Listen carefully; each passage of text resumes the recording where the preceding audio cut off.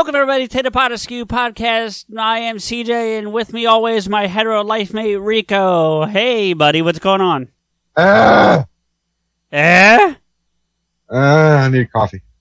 I thought you had 2 coffees. I know. I'm drinking one. I'm double fisting them. Yeah. Well, you do that, I'll do this. So, anyway, for those not watching, obviously, this is an audio medium, CJ. I've got a beer. Yeah, no one's watching. Anyway, happy National Best Friend Day, buddy. The fuck is National Best Friend Day? Fuck if I know. Jay and Kev put something up, and I saw some other hashtags about it on Twitter, so it's a thing, I guess.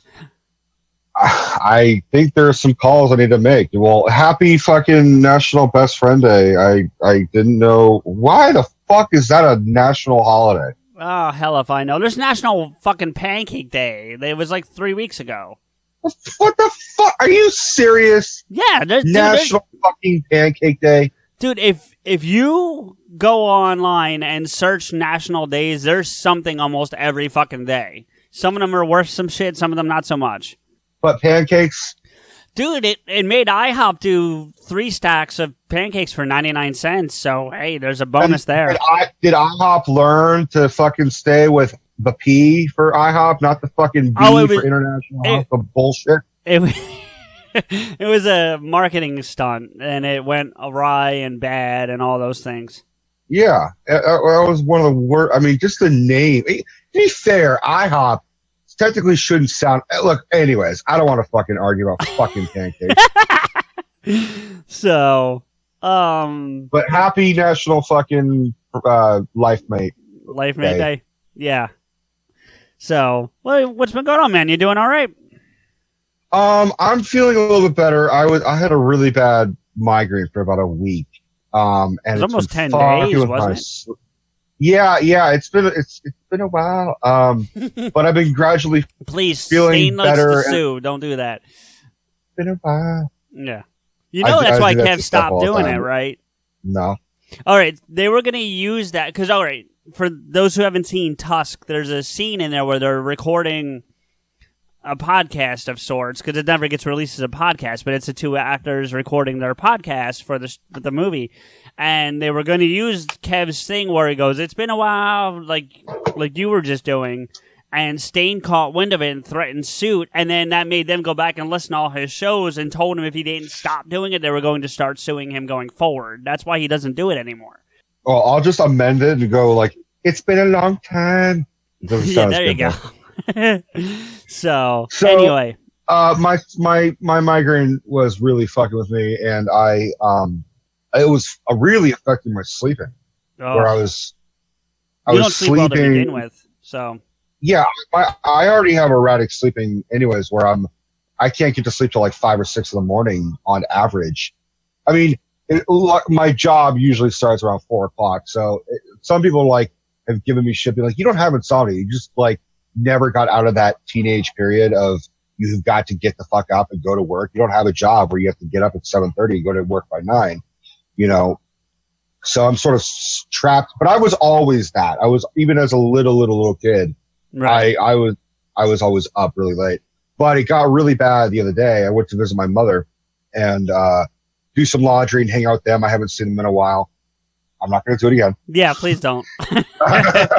For what it's worth, I thought about it. I almost did it. So. I know. We both thought about it. Yeah. And then I couldn't get comfortable on their couch. And they have a second guest bedroom, but it was covered in my mom likes to remodel stuff, so there's always stuff everywhere. That doesn't sound nice.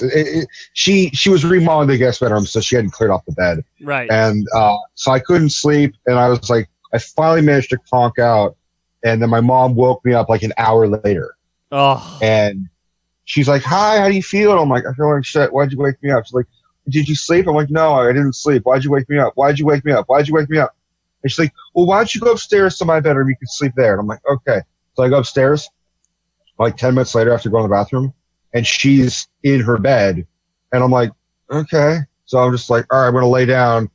And the room was very bright, so I'm already in fucking agony because I get really light sensitive.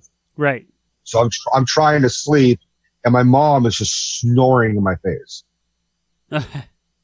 I can't sleep with a snore. If I'm asleep already and you start snoring, I'm fine, but I cannot fall asleep if I'm next to a snorer. Yeah, I'm the same way. I have to like bury my face in like under the pillow in order to get through it. That's not enough for me. Like I know. And it's so weird because I can fall asleep watching something like, Guardians of the Galaxy or something, but if I'm next to a snorer, I can't do it.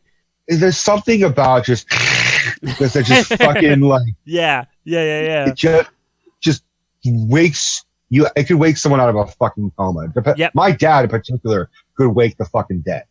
He would have brought Jesus back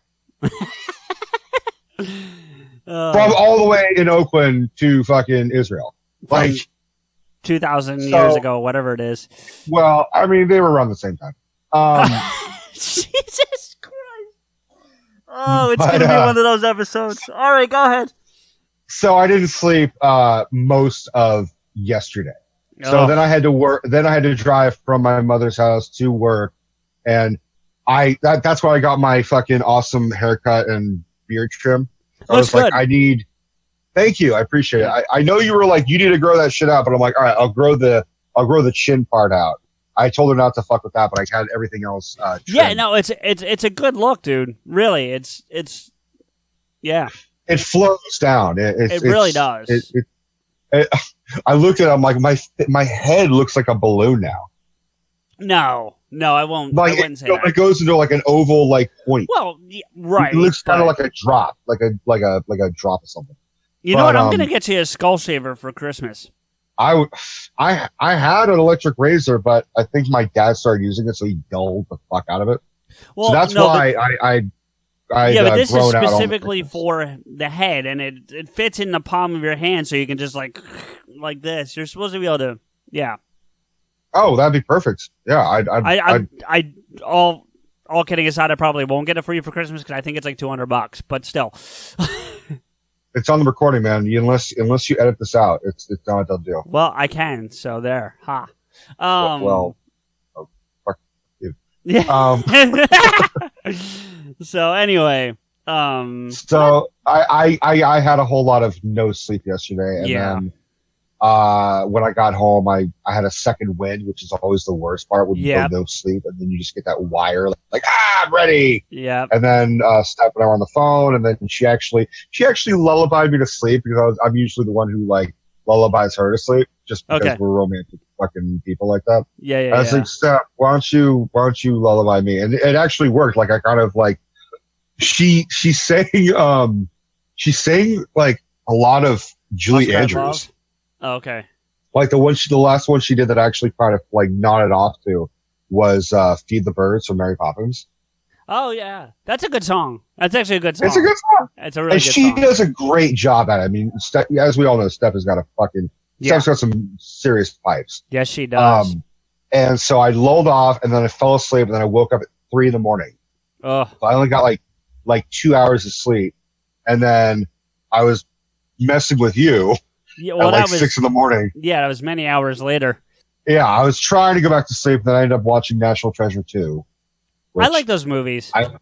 I love those fucking movies. I don't understand because on paper I'm like, Nicolas Cage is a treasure hunter? Fuck that. And then I'm like, this is really good. It is good. I love all those treasure hunter movies. Yeah, I agree. And what really pisses me off because number 2 didn't do so well. Like the first one did really well, but the second one didn't do as well. We're never going to find out what's on page 45. I want to know what's on page 4 or whatever number it was. 47, I think it was. Whatever. 47. Yeah. 47. 47. But I agree because I kind of want because there's rumors they're going to make a third one. They've been I don't want saying that. I don't want them to go. I don't want them to go for the alien route. No. Well, okay. Don't shit on Crystal Skull again. But no, well, you alluded to that's what I was talking about, and you were correct, but I could not have been. Yeah, most likely you were. But speaking of seeing movies, though, I saw since we recorded last, I've seen Ready Player One. Awesome. and I fucking loved it. And I'm not going to talk about it too much right now because I think there's so much in that movie that we could really do a whole episode on it. So I think I want to do that. But I wanted to at least mention that I saw it and it's really good. And anyone who's a fan of ours that has not seen it and has the opportunity to do so, please go and see it because I am going to spoil the fuck out of that movie when we see it, when we actually talk about it. But I actually avoided doing an episode of Rico's Rants about it because I was hoping you were going to see it so we could talk about it together. yeah, no, we totally can, and I want to see. Not that I want to see it. I have seen it, but I want to do an episode about it. And I watched it for the third time this morning since I got it. Jesus. Yeah, no, I've had it. You went all out. No, I've had it for like 2 weeks, so it's only the third time I've seen it. And the reason why it was the third time is because I started watching it with Deb. And she fell asleep, not because she didn't like it, but she sleeps a lot like you do in terms of her sleeping pattern. So she just fucking passed out. And then she woke up and she's like, can we continue? I know I fell asleep. And she told me, like, if I fall asleep, just keep watching it. But then when she woke up, she's like, can we go back and pick it up where I fell asleep? And I'm like, yeah, it's a great movie. Let's do it. And there's so many little, like, nuances on it that, you know, little references that, you know, I'm keeping up on. That movie's so full of references. Yeah, totally. And then while she was asleep, I started watching like the behind the scenes stuff, and that's really cool. And Spielberg's just a good watch, a good interview. You know what I mean? Like, we'll never get him on this show because we're never going to be that big. But hey, never say never, man. Well, that's true. We may have a mystery guest. We may in the upcoming future. So. Yeah, maybe he can be a connection. Maybe, but the point being is that the likelihood of us getting Spielberg, but watching him and like watching him talk, like have you ever seen that documentary they did about him last year? I forget what it's called. It might just be called Spielberg, but it was on HBO. It's really good. I know I gave you access to my HBO, so if you check the on demand, it may be there for you to watch. Okay, well, I can try and look for it, but no, I have not seen it. But it's really good, but what makes it really good is a lot of it's him talking to the camera. You know, like someone shot the thing and whatnot, but he's involved a lot. It's not like those documentaries you see where the subject is never in the documentary. It's other people in the person's life or whatever. Like, no, he's all over this thing. So, and I think it's just really. It's interesting to hear him talk. Like, George Lucas, when he talks, was as smart as he is, it gets annoying after a while. Spielberg, not the same, at least for me. So, yeah, I've seen documentaries where George Lucas kind of gives off the impression that he's really always trying to defend himself. He also comes off a little cocky, little arrogant. Spielberg feels more of the people.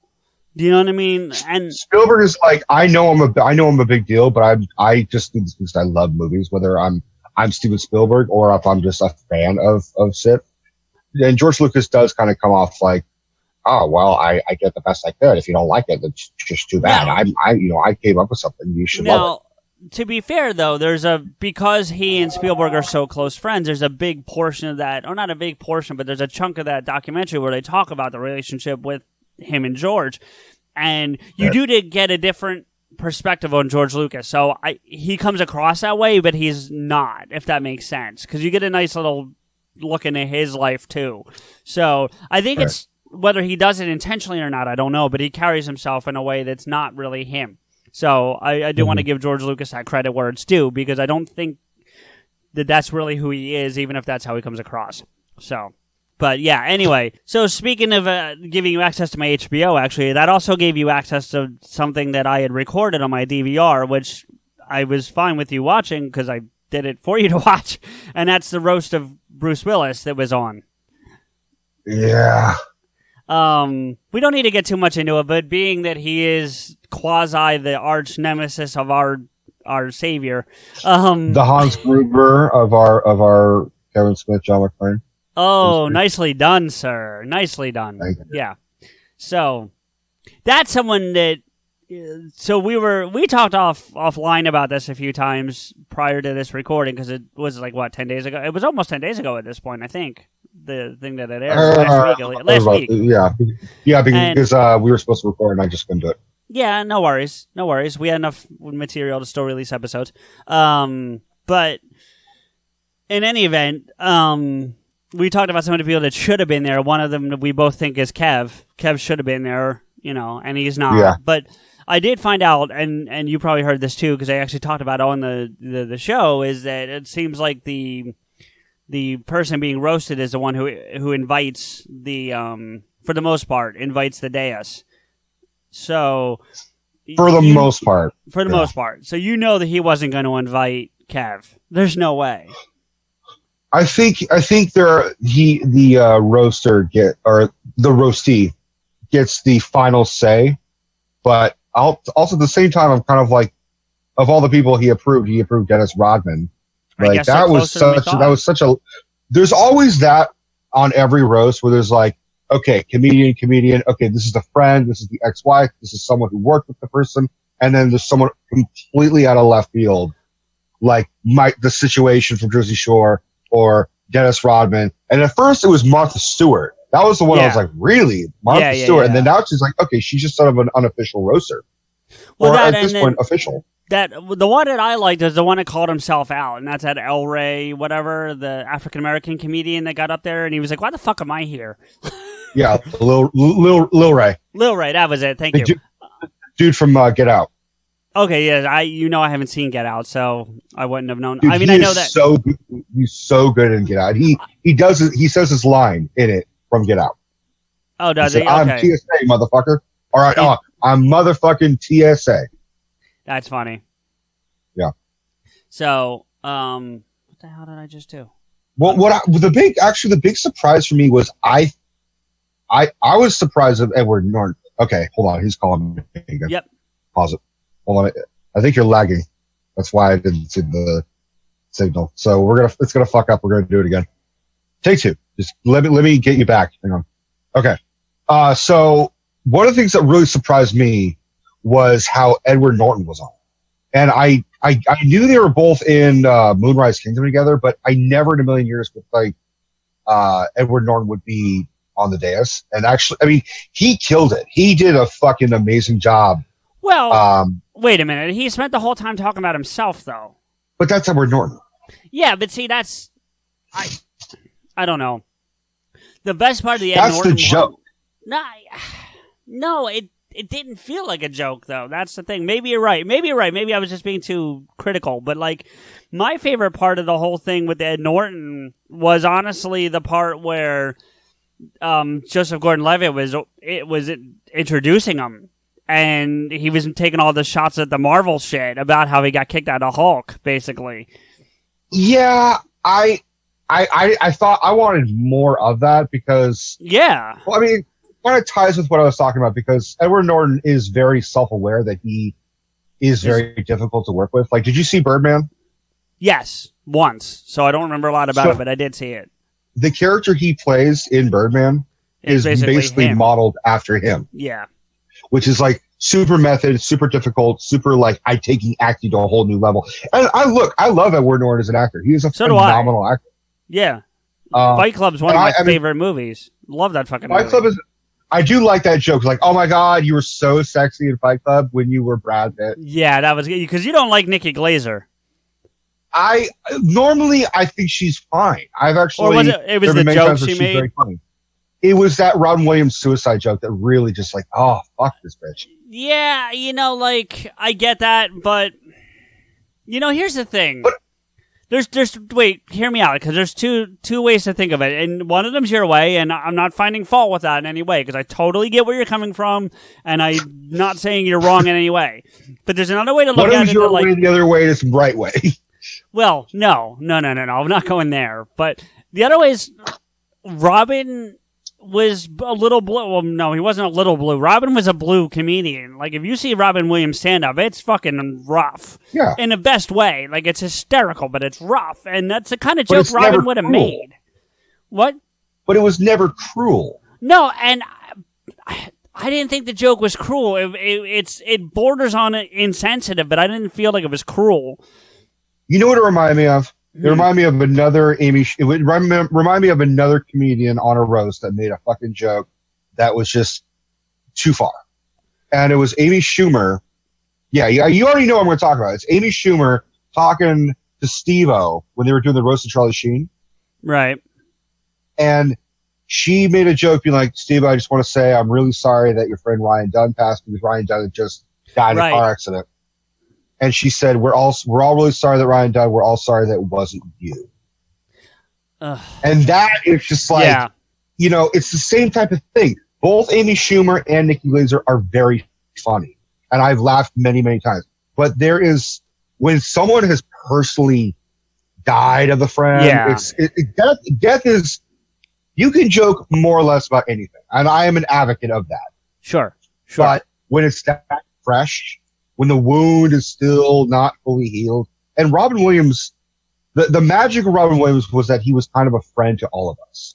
Right. He was influential in the majority of our upbringings. He was. But you got to understand something. It's also been already like 5 or 7 years. Like it's been a minute. Like it's not like it happened last year. It's been 4. It's been. I think the anniversary was 4 years. 4 years. Okay, but the point is, it's not like it happened. It would be different. Just as a comparison, it would be like if you did an Anthony Bourdain joke, or if you did like a Chester Bennington joke, which is only within the last year. You know what I mean? Like I'm not saying joking about suicide is good at all, but I'm saying like from a too soon perspective or a too tsunami perspective. As if he had just died of natural causes and they made a joke, it'd be totally different. It'd be totally different, and I wouldn't have much to. I mean, I'd be like, damn, Robin Williams. Oh, he's dead. That really sucks. And bring back the feels. But making a joke about suicide, that's really just like, it's ill-advised. I'll agree with you 100%. It's ill-advised, but you have to wonder where her intentions were coming from. And unfortunately, we will never know that without talking to her directly, which, by the way, I would because she's smoking hot. But anyway. Her intention was to be edgy and to push the boundaries. And I'm all for that for a comedian. But, right. But what I was going to say was that, like, if her intention was to try to honor Robin with a joke that he would try to deliver, then that could be what it was. You know what I mean? We just don't know. I'm not saying that it was right, and it was probably it was a bad idea. No, it wasn't probably. It was a bad idea, but I might understand where she was trying to come from. I highly, highly doubt she was trying to insult the memory of Robin Williams. Do you know what I'm saying? I know, but I mean, as edgy as Robin could have been, I cannot imagine he would talk about suicide, and he would make a joke of his own depression and his own drug use, his own alcoholism. Right. And he would make a joke about him thinking of suicide because he was very much like, comedy is therapy for me. Because if I'm on stage, I'm out there and I'm on. But if I'm by myself, I'm very quiet and reserved in my own thoughts. So, I cannot imagine him making light of suicide. Because he was very, he was very much like, talk to the people, talk to your friends. Like, and the irony is that he probably did talk to friends and talk to family, but he committed suicide because he had a disease. No, it wasn't because of drugs. You're talking about the Parkinson's, right? Yeah. Yeah, they've actually announced 6 months ago that was misdiagnosed. He didn't have it. But he didn't know that. Well, the yeah. The point is that he killed himself because he was under the impression that he was having Parkinson's. Right. Which means, it was a fuck up, and we lost someone over a fuck up. Yeah. We lost someone because they got the wrong fucking memo. It's like finding out you're going to get a promotion, and then when you don't get that promotion, you quit your fucking job, and you find out, oh shit, I did get a promotion. Well, fuck. It's like the damage is already fucking done, and it's all because someone's fucked up. Yeah. Yeah. And I honestly, Robin Williams was such a huge part of everyone's lives. I mean, going back to the 70s, going to the 80s, 90s, 2000s, he was still funny. He was always on there. One of my favorite all-time stand-ups. I just love him. Yeah. So, I mean, I associate a lot of my fucking material in part from him because I do impressions. I'm all over the place. I talk fast. I had a girlfriend who said, "You're like a slow Robin Williams." I'm like, that's really fucking high praise. Yeah. I never would have in a million years of it would have ever come up with that because I don't think of myself in that way. But Yeah, I don't know if I've ever made that connection. That joke just really fucking hit me the wrong way. But then I overlooked it. I moved on, and to be honest, the roast just kind of fell flat. Yeah, it wasn't. No, it wasn't great. She was good. If you excuse the Robin Williams joke, the rest of her set was really good. The Ed Norton stuff was okay because actually I think I texted you as I was watching it live, not live because it didn't air live, but as it was airing. Right. As you were watching it. And Ed Norton was, at one point I texted you and said was the best part because I actually did find it pretty good. And then the ultimate in Jeff Ross because that guy he's a hell of a roaster. And it's the guy that closed it off. And I love that guy. Like he's such a spitfire, and I mean that in the best way I can say it. Like, I'm curious about his show that he's doing. I was actually really it's his second or third season of it. Is it? I thought it was. Yeah, it's been on for a minute. Reviewing. Yeah, no. And listen, that thing I gave you access to lets you watch the DVR stuff gives you access to you on demand, so you can try to watch any of that stuff. I appreciate that, but you know me, I usually will ask permission before I. No, dude, I gave it to you for you to use. If something changes, I'll let you know. But for you sound like my mother. If I change my mind, I'll let you know. Yeah, well, okay, you got it, son. Anyway,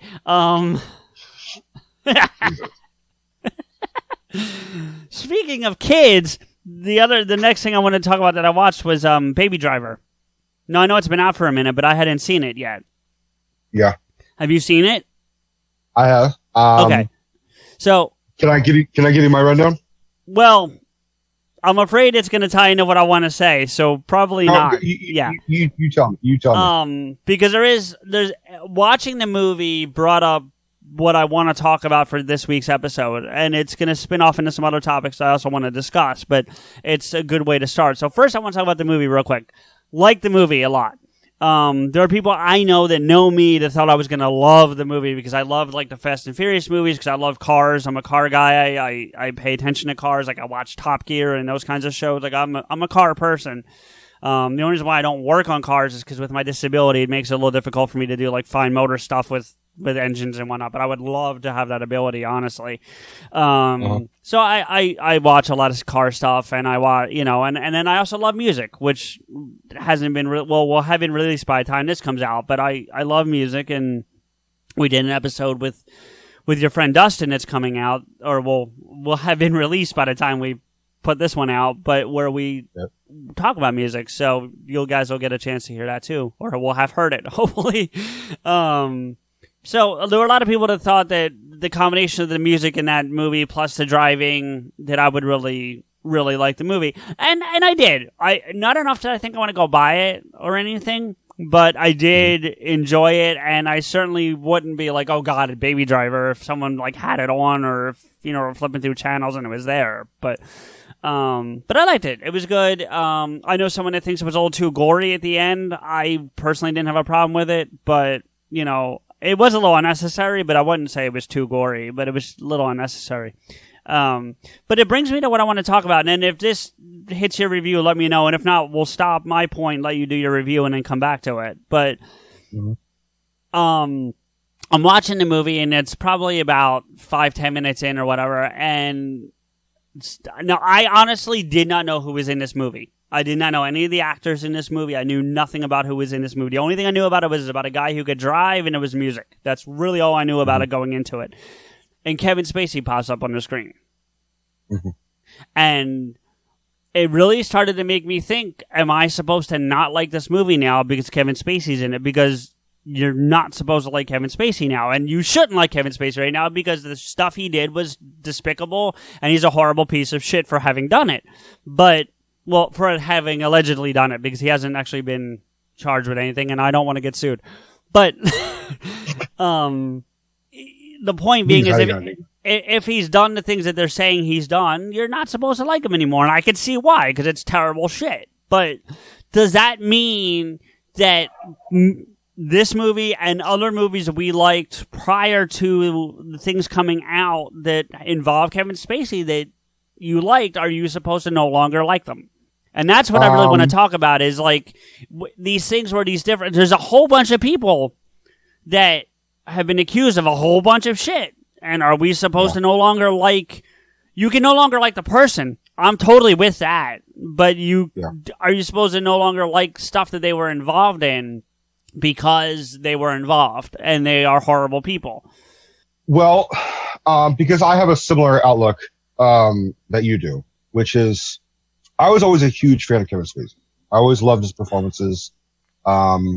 Seven is amazing, and he's amazing in it. Can I Usual Suspect. Can I just cut you off for a second? Because I find it interesting, and I'm going to let you finish your point. I'm not going to monopolize too much. Everyone goes to 7 for him. As because I've talked about this with a few people since I've seen the movie, since I saw Baby Driver, and everyone keeps mentioning 7 as he's in that movie for 5 minutes. Now, he's amazing in the 5 minutes he's in, but there's other movies he's been in that he's been in a shit ton longer that he's been really good in, and I don't know why everyone goes to 7. Because 7, well, I also said Usual Suspects, and I was going to list other movies, but for 7, because he's only in it for 5 minutes, that's the point, is the fact that there's all this buildup, all this, they're talking about how this guy is doing all these horrific things, how he's force feeding the fat guy, how he's, starving that guy, the really skinny dude in the bed, how he, forces a man to rape a woman with a blade dildo, a strap on. Right. All these horrific crimes that you never see him do. I mean, spoiler, he cut off Gwyneth Paltrow's head. What's in the box? What's in the box? What's in the box? Not Brad Pitt's best moment. I'm sorry. At least not in my opinion. It's my favorite. Wow, Brad, really? Because at the same time, you're like, oh shit, what is in the box? And right. It's like, I know what's in the box. What I don't like of Brad's performance is where he's just like, no, oh god, no, oh come on. That should be on exquisite acting if it hasn't already been. That is some hardcore exquisite acting. It's like especially when you're standing next to Kevin Spacey and Morgan Freeman. Morgan Freeman's all cool and calm. He's like, give me the gun. Right, and that actually brings me to a point though. Okay, so Morgan Freeman has not been accused of shit to the level of Kevin Spacey, but he's not as eviscerated for, you know what I'm saying? Because, well, look, let's go back to Kevin. So Kevin Spacey, not Kevin. Our usual Kevin. Yeah. Yeah, the other Kevin. The anti-Kevin. The other white Kevin. Is the other white Kevin. Who's also not Kevin Feige. Right. For his performance as 7, it's such a pivotal thing because you look at Kevin Spacey, and especially in that performance, he's kind of creepy looking, and his delivery is very kind of low and campy, but he's not really theatrical. He's not your stereotypical villain. He's not the Joker. No. In other words. No, not at all. But he's doing shit that you're like, wow, would the Joker do that? Could the Joker do what John Doe did? Yes. He totally could. Rape a woman with a fucking bladed dildo. Do you do a Spacey? I do a kind of Spacey. I only ask because if you did it like a straight on Spacey, I wanted to hear Spacey doing Heath Ledger's Joker.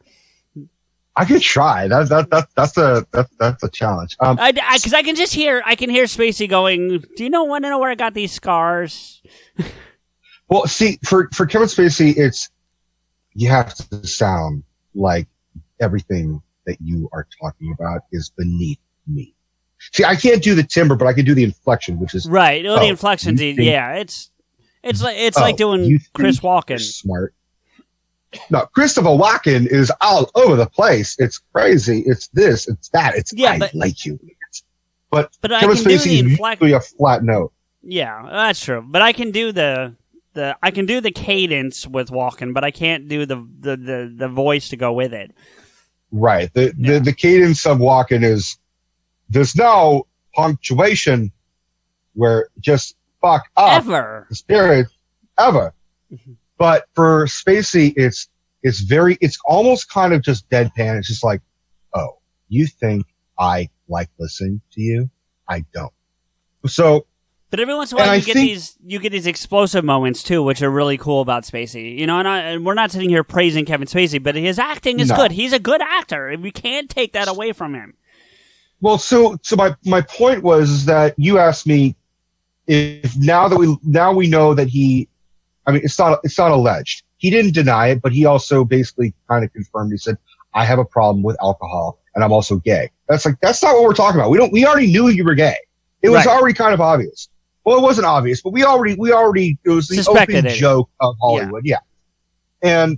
But was he, the one that actually throws me off is American Beauty.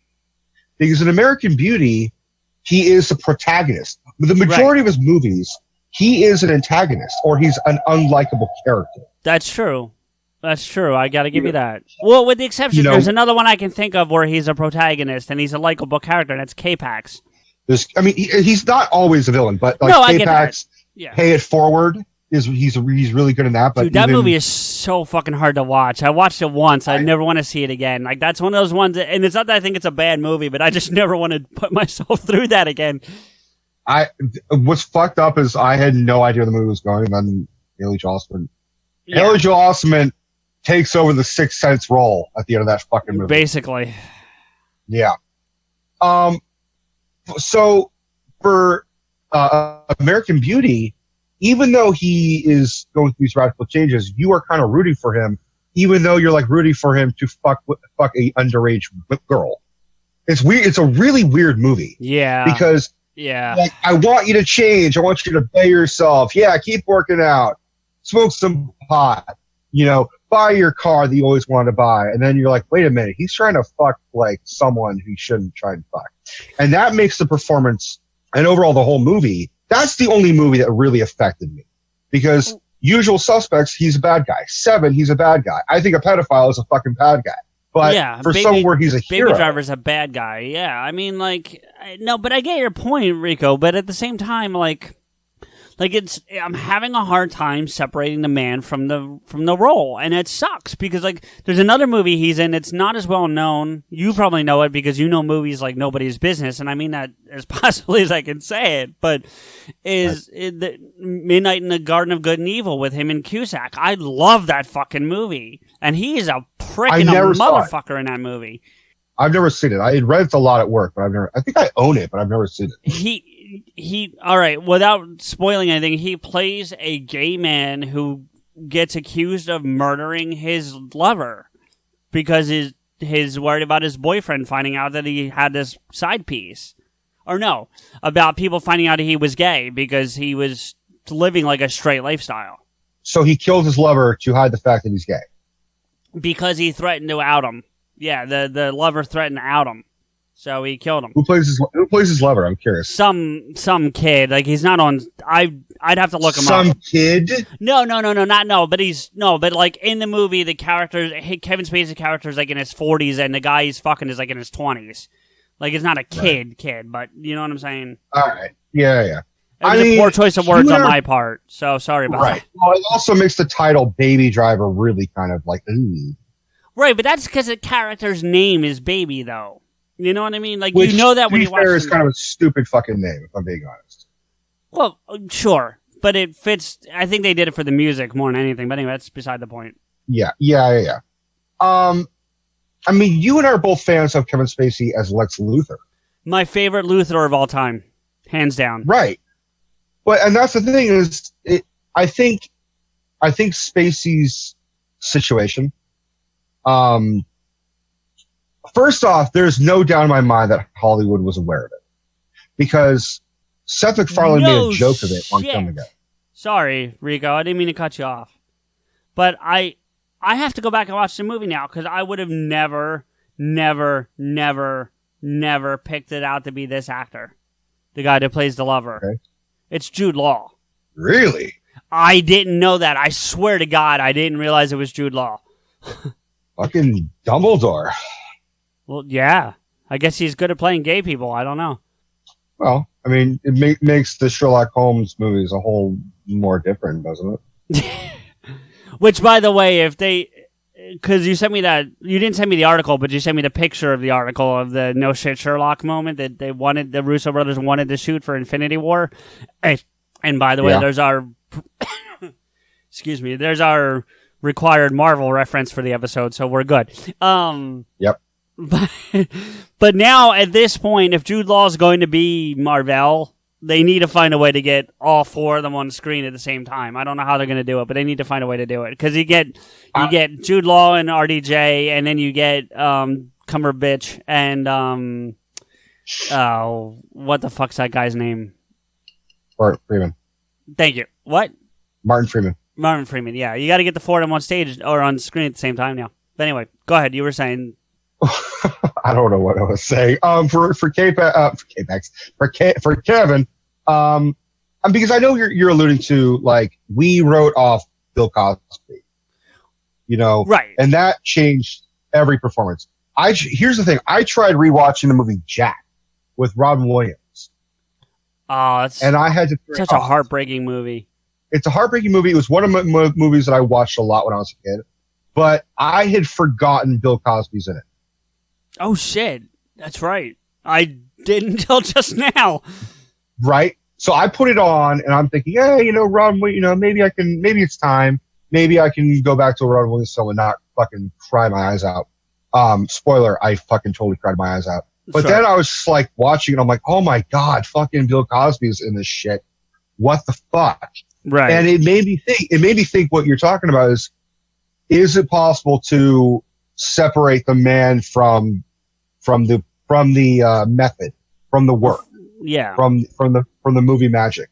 And I'd say it's possible, because if you look at Robert Downey Jr., had a fuck ton of problems with the law. He was in jail. He was on heroin. But if I recall, not to trivialize anything, but the only person Robert Downey was truly hurting was himself. I don't think he ever killed anybody when he was on like drugs, like and I don't mean like murder, but I mean like car accident or something. Like I don't think he ever hurt anybody but himself. I mean, but the point, he could have, because there was a couple times where they found a loaded gun in his trunk a couple times. Yeah. He had passed out in what he thought was his house, but it was someone else's house, and he passed out in a kid's bed. Right. But now there's all this love for Downey, and everyone loves a comeback. Do I think Kevin Spacey could come back from this? No, I don't think so.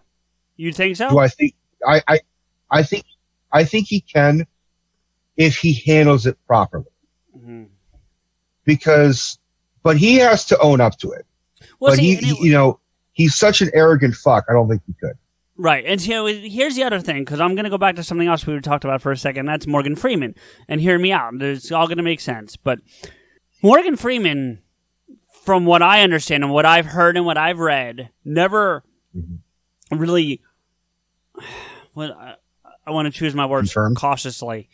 Never really did anything. Like Kevin Spacey attempted to have sex with people, whereas like I think the most egregious thing that Morgan Freeman did was grab somebody's ass as he was walking past them. Like it wasn't something in a room like Harvey Weinstein where it's like come into this room and have this meeting and then I show up naked. Like he was walking past the girl and grabbed her ass. Now, is that right? No, not saying that it is. However, comparatively speaking to something like a Harvey Weinstein or what Kevin Spacey's, did to like Anthony Rapp or whatever, it's bad. Mm-hmm. It's much, much worse. And, because I was having this discussion, like I said, with some other people, and I brought that up, and I brought up, like, Morgan Freeman, I don't look at it the same way. Do you know what I'm saying? Like, I don't. And part of it is because of his age. Now, he came up in a time where, staring at a woman's breasts were not as, not as bad as it is now. And I mean staring. Like women didn't have as many rights. It's not even rights. They didn't get as much respect. The rights you're right about that. I'm not saying you're wrong, but it was respect and rights. Yeah. And especially in the industry. Sure. And, but at the same time, because he's he's about the same age as Bill Cosby. I think they're either the same age or they're like 2 years apart. They're real close in age. And, so someone brought that. They're in their early 80s. What's that? They're in their early 80s. Yeah, and that was someone's argument back to me that I was talking to was like, well, what about Bill Cosby? I mean, can you let go of what Cosby did because of age? And I said, no, because there's a huge difference. Morgan Freeman wasn't drugging these women. He wasn't raping these women. He was being creepy for sure, no doubt. But he wasn't trying to hurt anybody. He was just being a guy in that age, in that time frame. And while we look at it now and go, okay, that was a bad idea. You shouldn't do that. You have to take the time frame into context. I'm with you. I agree with you. But I think I saw a recording where it was a news anchor. It was a woman news anchor, or at least someone who interviews celebrities. I don't know if she was an anchor, but she definitely had the news media or an entertainment media behind her. And she had accused Morgan Freeman of making an inappropriate comment as well as kind of obviously leering at her with his eyes, like kind of just staring at her. Yeah. And she showed the footage, and the footage is bullshit. She may feel like she was threatened or feel sexually assaulted, but I honestly think that she misinterpreted it because she was heavily pregnant. And this was recent. It was Morgan Freeman. It was Alan Arkin. And whoever, Michael Caine. They were all doing that old man rob a bank fucking movie that came out like 2 years ago or something. Right, yeah. I forget what it was, but I know what you're talking about. Going the distance, or I don't know what the fuck it's called. Yeah, I don't remember. So one of those like, oh, we're old veteran actors. We're going to be old veteran beasts like that. Right. Yeah. Ocean's 11 in a retirement home. Yeah, instead of the Expendables, it's the Dependables. But Thank you. Ocean's 1100. So Ocean's 100. Ocean's 100. So she makes I think it was Michael Caine makes a comment about how his wife, he was having an argument or something about his wife, and Morgan Freeman was looking at the interviewer, and he makes a comment to what one of them was saying, and he says, I'd like to be there, meaning I'd like to have been there to see that argument. Right. But she interpreted it as him looking at her body and saying, I'd like to be there. See, now, that's bullshit. I agree with you. If that's, I didn't say it, but that's how it's going. Whether Morgan Freeman was grabbing ass, the unfortunate thing is that women didn't get the respect they deserve. Right. And we're not saying that it's I think he fell victim to that. Right. And I want to clarify for anyone listening, I'm not saying that it's okay that women were disrespected. I'm not saying that that's okay in any way whatsoever. And I know you know that, Rico, but I feel like I need to defend myself a little bit. But I also think that there should be... here's the argument I made, right? And I'm taking apart from... Eddie Izzard, the comedian? You familiar with him? Okay. He does a bit that he actually shot in San Francisco, like... God, it's got to be 15 years ago at this point. But where he's talking about, in America, we have different levels of murder. You got murder 1, murder 2, murder 3. Murder 2. It's saying there should be certain levels of this too, I think. And if we're ranking it out, and I don't know what you would call it, but like Morgan Freeman's at a 3, Bill Cosby's at a 1. Do you know what I mean? And Kevin Spacey's at a 1. They do have that. There is sexual harassment. There is sexual assault. There is rape. Right. And then there's and that's the thing. Like I think too many things are being put under the sexual assault category. Maybe not in a legal perspective. Maybe not by the police or detectives or the people who actually charge people with things. But I'm talking in the court of public opinion and the media and social media. You know what I mean? And they're equating. Go ahead. I think he got caught up. If this, because it's the Me Too movement and because of the Weinstein and the Cosby, if this was 10 years ago, it would not. No one would be talking about it. Probably not, and that's a shame because look, I fully 1,000% support the Me Too movement. I support these women who have been victims coming out and doing something about it, and the people that have done some terribly egregious shit being prosecuted if it's possible, because there's unfortunately a statute of limitations in some instances that have passed. But the point being is that there are instances where this needs to be dealt with, and it should be. But I think, and we tend to do this as a society, so I'm not blaming any one group of people or any particular person.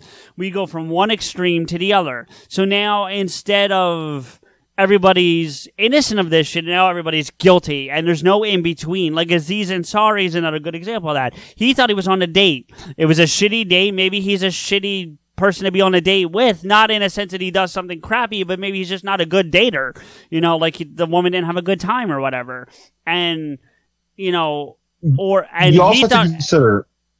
Go ahead. You also have to consider that they're in the entertainment business where they're always, once they have established a career and star value, they're always being told yes. They're always being told you're everything, you're special. Their assistants can't say no to them. The producers may say no, but it's like, oh well, we don't think you're right for this role, but we got something else lined up. Right, so right. The ego becomes part of becoming a star, and I think usually you're used to. I think someone like Aziz Ansari or even Morgan Freeman, who's had a very long established career, is probably used to getting a little bit of that headspace of being like, I'm Morgan Freeman. I'm not Morgan Freeman the man. I'm Morgan Freeman, the well-respected Oscar-winning actor. Right. And women admire me. Women love me. People want to emulate me. People are always imitating me. And I think when they're finally told no, they're like, what? No to me? How dare you? Yeah. But there's, like I said, there are levels. Like look what happened to Chris Hardwick. You know what I'm saying? Like Yeah. And it turns out he bounced back from that. He didn't just bounce back. He's basically been cleared because they found out that she was basically obsessed with him. Now I don't know all the details, and I'm not going to start making shit up. I don't want to feed into that making crap up thing that happens all over the place. But basically, AMC did their due diligence and gave him all his shows back. And right. And a couple other places. I think the Nerdist put him back on the masthead. Don't quote me on that, but I think they did. I think they did. I understand the need to investigate these things, and it should be investigated. If women are making accusations against somebody, there should be an investigation. Now, but what shouldn't happen, and this kind of gets back to my point, I feel, and it leads into my next point on a completely different topic, is as soon as you're accused of something, it shouldn't be an automatic guilt. Do you know what I'm saying? Let me tell you something. Please. And this is going to be a little heavy, and I want it on the recording. I have my own Me Too story of where I'm the victim. Okay, please, Rico. I didn't know, but if yeah. No, it's not like I'm not traumatized, but it would definitely was something that stuck with me. And I wasn't raped or anything like that, and I wasn't drugged, but when I was young, I was a teenager. I worked at a pizzeria. I worked at a restaurant. And what you don't really realize when you enter the restaurant field, there's a responsibility of, I have to know how to work with people. I have to know what type of food there is. I have to handle money. There's all this shit. What they don't tell you is that there's also, especially in the restaurant business, there's a whole bunch of bullshit that you have to deal with, of being hazed, especially if you're the new one, especially if you're the young one. And I was the youngest one there. When I first started working at this restaurant, I was 16. And I was it was my first real job. I was the phone guy, and, I was taking all the orders, and then I worked my way to being a busser, and I was proud of my job. I was proud of the fact that I went out, got a job myself, and I was there for 2.5 years. But I got sexually harassed almost every single day by the majority of the staff, and the majority of the staff being male. And it has nothing to do with sex. It was about power. And that's what I learned, was that sexual harassment is not about sex. It's about power. And I didn't have it. Right. And it, it wasn't just sexual harassment. It was just harassment. And at first it was usually, them just busting my balls and hazing me and trying to get a rise out of me. And especially in that time, because I was 16 and 17 and 18, I was more prone to having temper tantrums. I was more of an angry kid. I had a lot of rage deep down, as we all do when we're going through puberty, and we think the whole world's against us and no one understands. And I did fall in that classic thing. But it went from them making fun of me and throwing croutons at me while I'm on, and they'll be doing it when I'm on the clock, like on the phone, taking someone's order. They'll just be bored and throw croutons at me. It got to the point where they were grabbing me inappropriately. They were, I don't need to go into the details of what they did, but it was enough where I felt threatened, but the thing is, they did it to each other. It was sort of a male macho bullshit, like, you don't fuck me, I fuck you. I'm not gay because I'm doing the fucking. Okay. And first off, Rico, thank you for sharing that, because I know that's not something that's easy to do. So I appreciate that. Seriously. I mean, that speaks a lot. And I'm about to ask you a question, and my question is not meant any way to diminish your experience in any way whatsoever. And I hope you know that about me. Well, I want to find out, of course, to know that that's not it.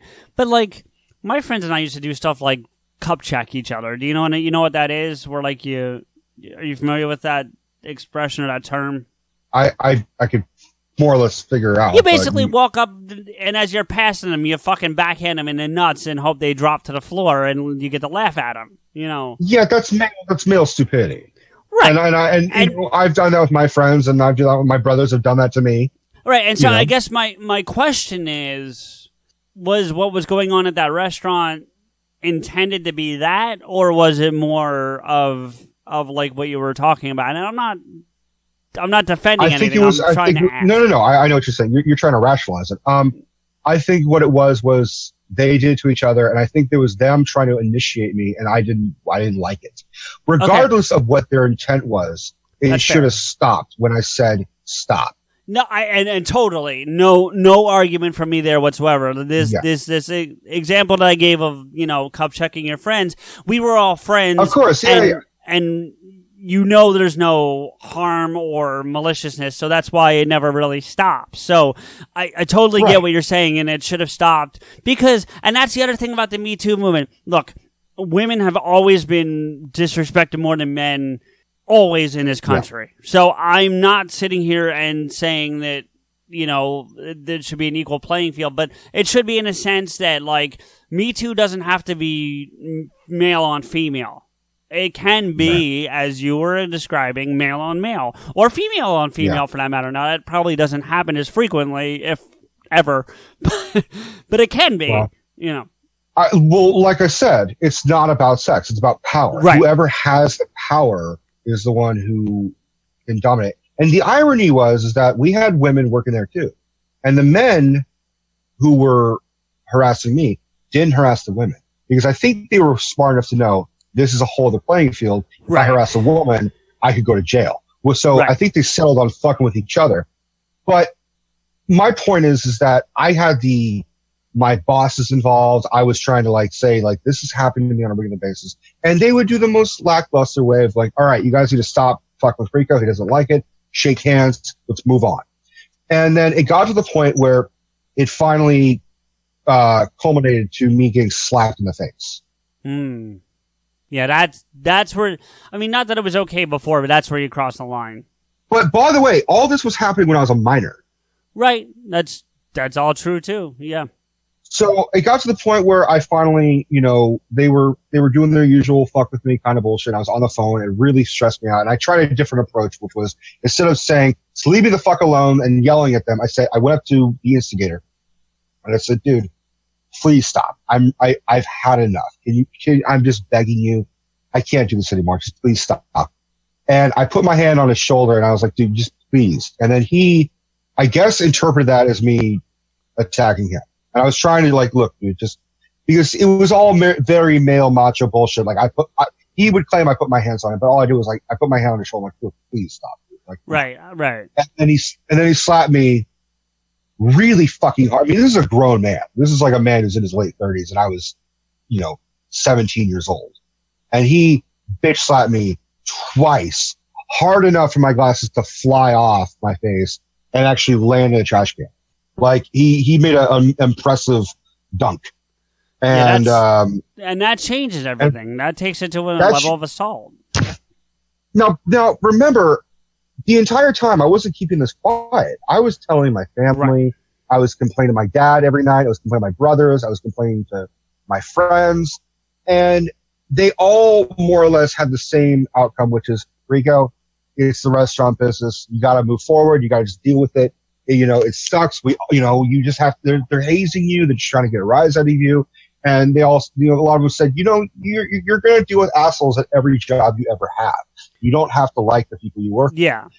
But once that slap happened, it became a whole other fucking playing field. Well, sure. It became a whole other fucking sport. And I would ask you this, because I know that you have a friend who works currently in the restaurant business, and I won't mention his name because I don't know if we want that brought up. But no. Does he go through this still?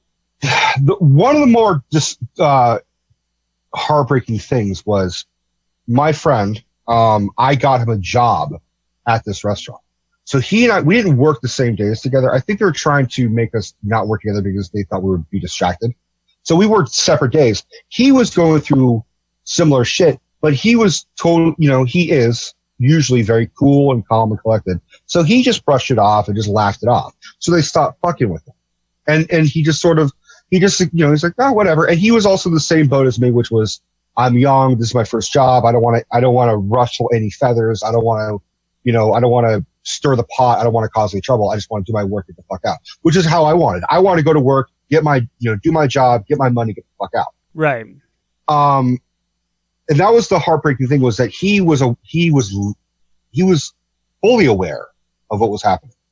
And then after the slap, it got to the point where I didn't bring the law or anything like that, but I eventually quit because I just couldn't take the stress of that job anymore.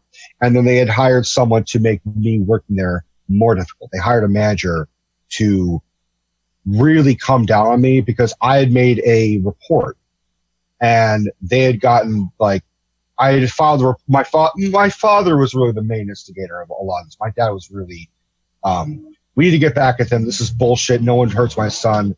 And he felt like what the owners had done was, because they tried to squash it by just saying, let's move on, shake hands, that kind of shit. And my dad's like, that's unacceptable. Fuck this place. Rico, you can always get to the job. You're not going to work at this place forever. Let's move on. So we made a complaint to the Department of Fair Play and Housing, and they were useless. And then it got to the point where I quit, and then I couldn't. When I quit, this is how it went from the owners seemingly having my back to straight up not having my back. When I quit, I was so naive because I had never quit a job before. One of the owners said, okay, well, if you're going to quit, can you sign this? And basically he had me write, I, blah, blah, blah, voluntarily. That was the key word. And quitting on this day. And then I signed it. And I didn't know that what that would do would basically guarantee I couldn't get unemployment. Right. And I was 18 at the time. So I was not a minor. I was a legal adult, but I just had no understanding. I was just super naive. Sure. So they took advantage of me in that situation. So then I had to, quote unquote, take them to court, not for the assault or the allegations or anything like that. I had to take them to court just to get approved for unemployment, because I fought for unemployment for 6 months, and then the Department of Fair Employment and Housing didn't write down any of my claims. They just didn't think it was, they said it doesn't seem like a feasible claim. And then I had to, I had a judge in front of me, I told her what happened. She's like, I've never heard of any of this. This is bullshit. Let's bring these guys in and talk about this. So then I'm sitting across, and it was like a private room, and there was a judge and everything. It's like an arbitrator. And that's what that becomes. Yeah. Yeah. So I eventually got my unemployment, but I had to lose 2.5 years on a resume. I can't put them on my resume just because they wouldn't give me a reference. So well, for a while, in my resume, they don't have to give you a reference. Yeah, but I was the only thing it was the majority of the work I had already done. No, I get it. 2.5 years.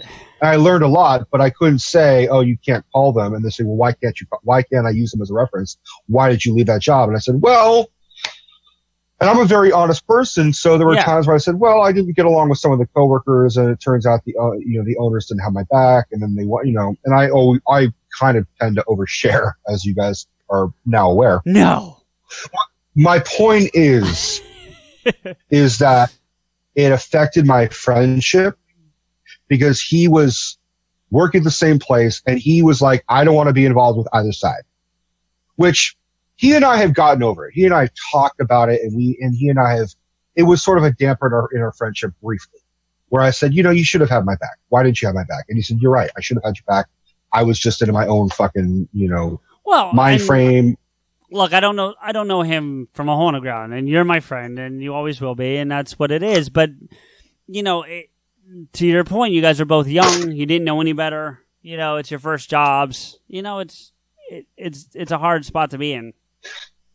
But I was looking. The thing is, I was looking at myself. Sure. Instead of thinking about him in that situation, I was thinking if he was coming to me with saying, "Dude, I'm getting fucked with," not only would I defend him 100%, I would quit the job with him. Oh no, I totally get it. I get that. Rico, you and I. And like, go ahead. I didn't mean to cut you off. No, I'm saying he and I, we've moved on from it. We've squashed it. We figured it out together. And I'm not trying to drag it out. I'm just saying. Yeah. I get it.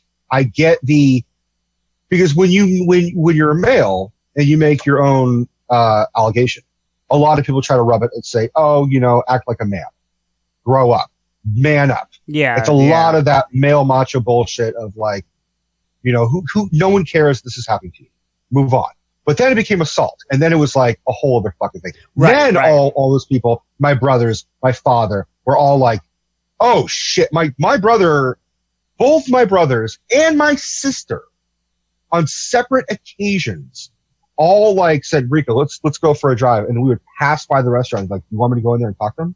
Like they all of a sudden like the fucking Sicilian temper of like no one fucks my little brother was just like, yeah, like, "You want me to go in there and take care of this fucking guy for you? Huh? Which one is he?" And they don't have accents, but it was all of a sudden I was like, I had Tony Soprano as brothers. That's awesome. And they're both very logical, sound people. Like, they would avoid their fists. I mean, they're both buff fucking athletes. They could fuck someone up. But they're both like, let's talk about I always joke that like one of my brothers would like sue the other.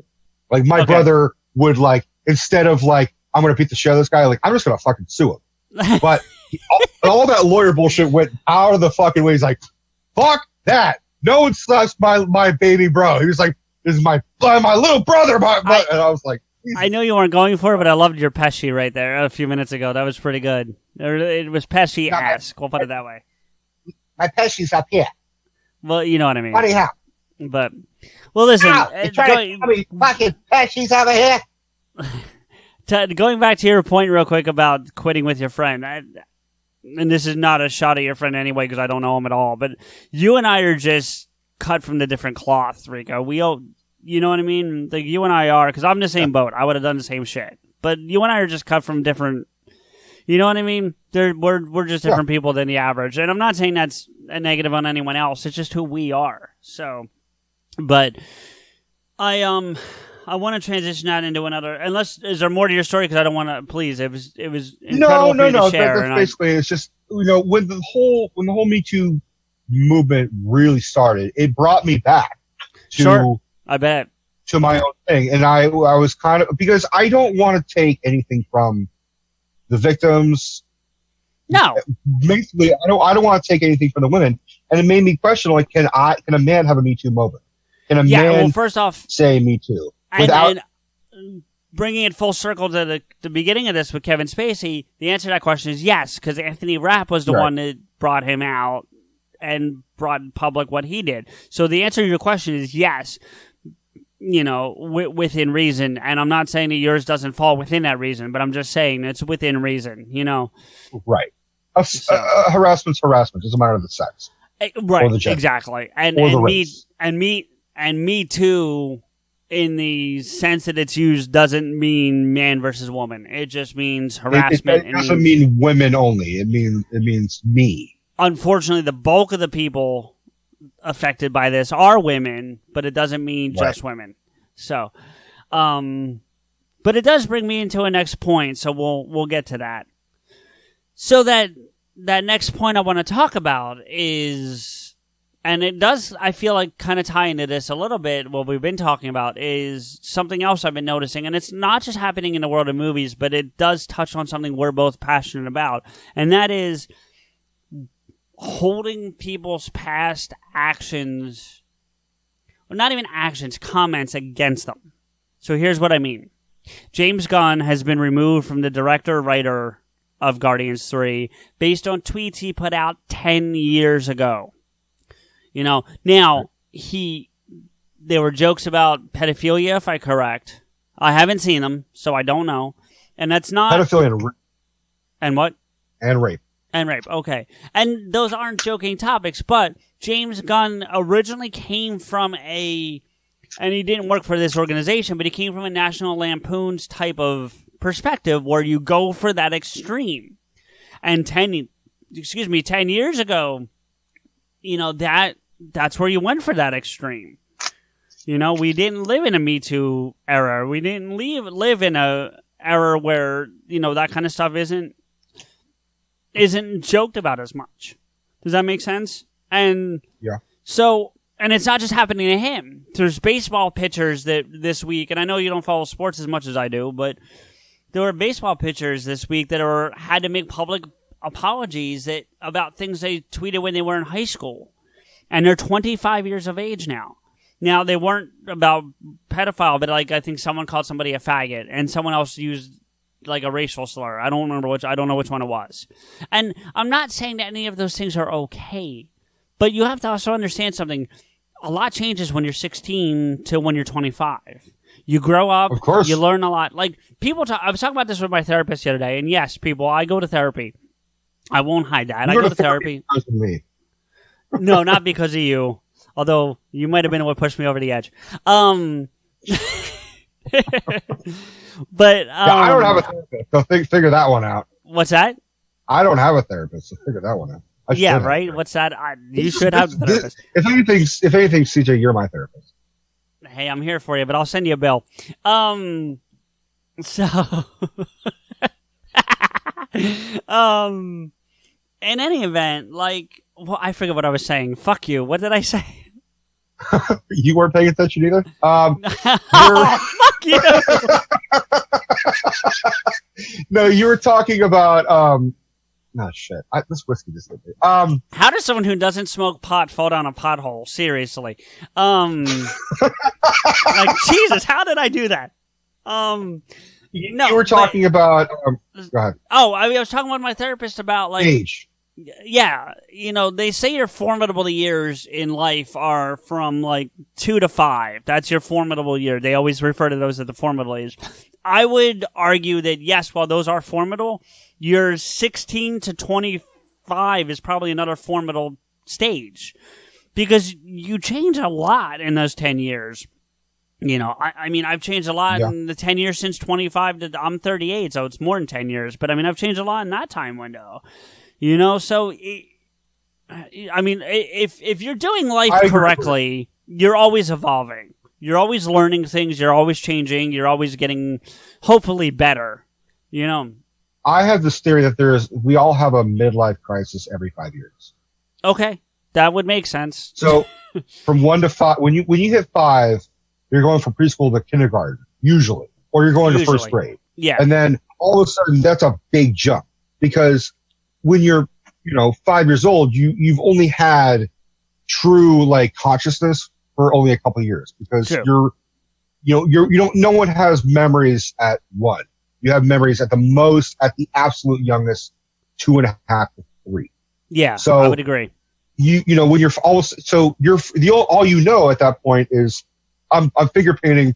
I'm playing with cars. I'm a toddler. I'm running around the house making noises, or you're a quiet kid or whatever. And then all of a sudden you are thrust with other kids, and you have someone else who's not your mom or your dad telling you what to do and trying to give you structure. And also you have to learn ABCs and 1, 2, 3s.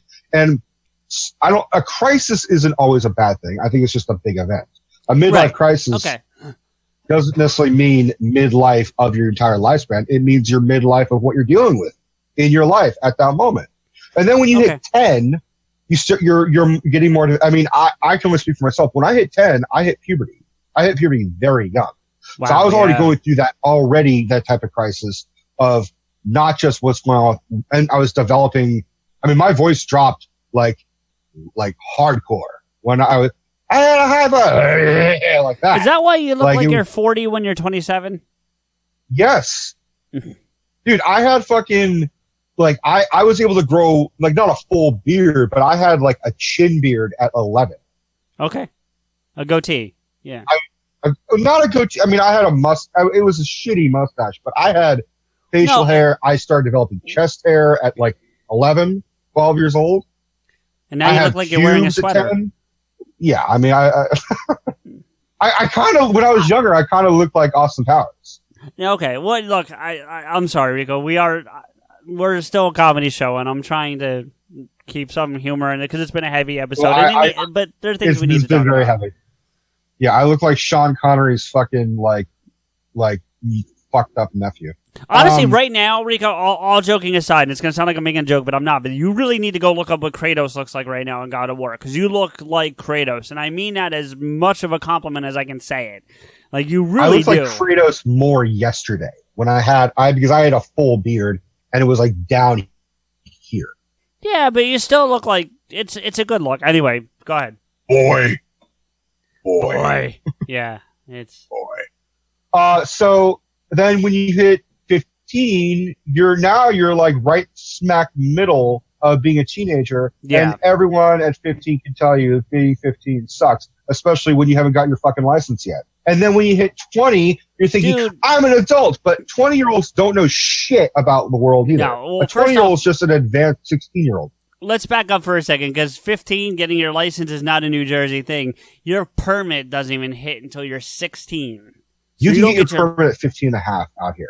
16 and a half here, 17 for your license. And since I've gotten my license, they changed it to a twilight license from 17 to 20. But that's what I'm saying. Now there's a whole lot of pressure on you. Now you have to start thinking about. You have to start thinking about if you're going to go to college. You're trying to fucking get laid at 15 years old. Same things with 20. And then I'm 25. I was 25. But when you hit 25, now you're like, if you were in my position, you're like, you have to know how to fucking. Yeah. You have to have had a job for a couple of years. You've had to go to college, and I didn't do those things. And so there's a lot of pressure at 25. Yeah, I'm saying that, but that's what I'm saying is all the pressure keeps building. And then, I mean, I haven't hit 30, but I know people that are 30 or close to 30, and you're 38. So that's my point, is that every 5 years is the next thing. Forget 21, forget 18, forget 40. It's every 5 years, because eventually you're going to hit 50.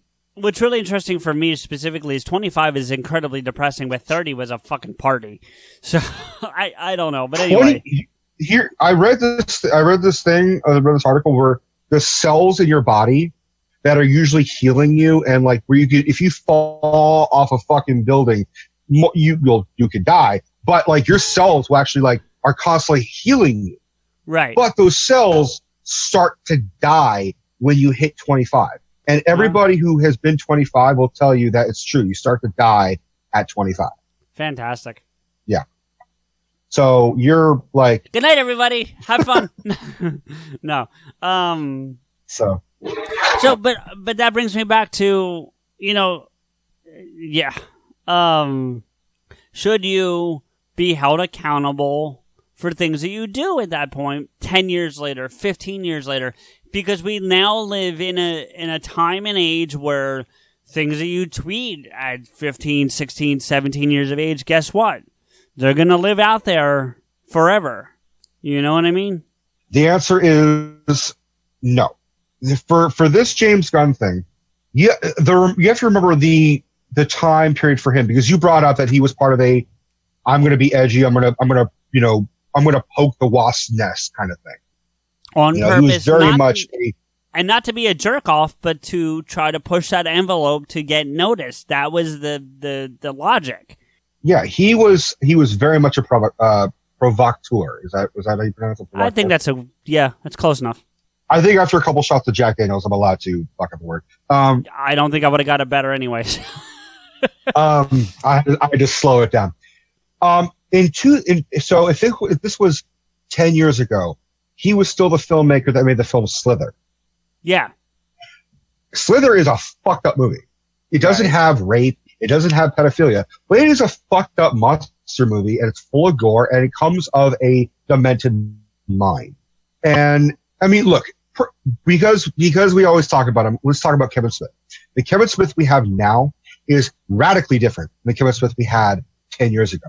Yeah, can we? And even now, he can reflect on that. He reflects how he was kind of a dick. Like, he was still lovable, and we all loved him, and he was still friendly. But like, if you watch those Evening with Kevin Smith, he's a lot different. Stand-up specials. He's a lot different. He has less patience, and he will kind of be a little bit more visceral. But now it's just kind of like, I'm smoking weed. Everybody loves me. I'm happy. I had a heart attack, and I'm vegan.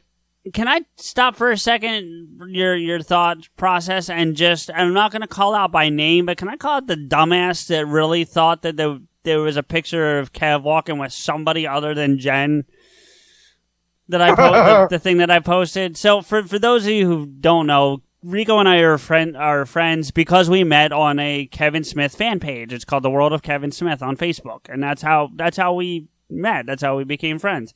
And Kevin's birthday was on August 2nd, and Jen Schwalbach, his wife, put up a picture of the two of them walking down. Is that Sunset? Because I don't know California as well as you do. Is that Sunset they're on? Do you know?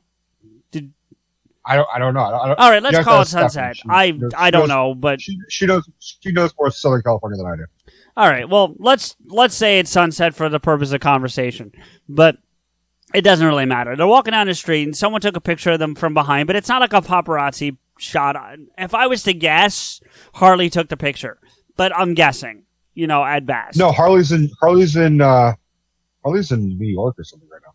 Is she? All right. Well, yeah, but we don't know when the picture was taken. It was probably his assistant, or it could have been anybody. It could have been Jay. Could have been anybody. The point is, someone took a picture of two of them walking down the street. It's a really cute picture of Jay and Jen, and she posted it and said something about "Happy Birthday" to Kevin. What'd I say? You said Jay and Jen. Oh, my bad. Yeah, Kevin and Jen, and Jen posted it on her Twitter feed on his birthday to say "Happy Birthday to Kev. I love you." Blah blah blah blah blah. Right.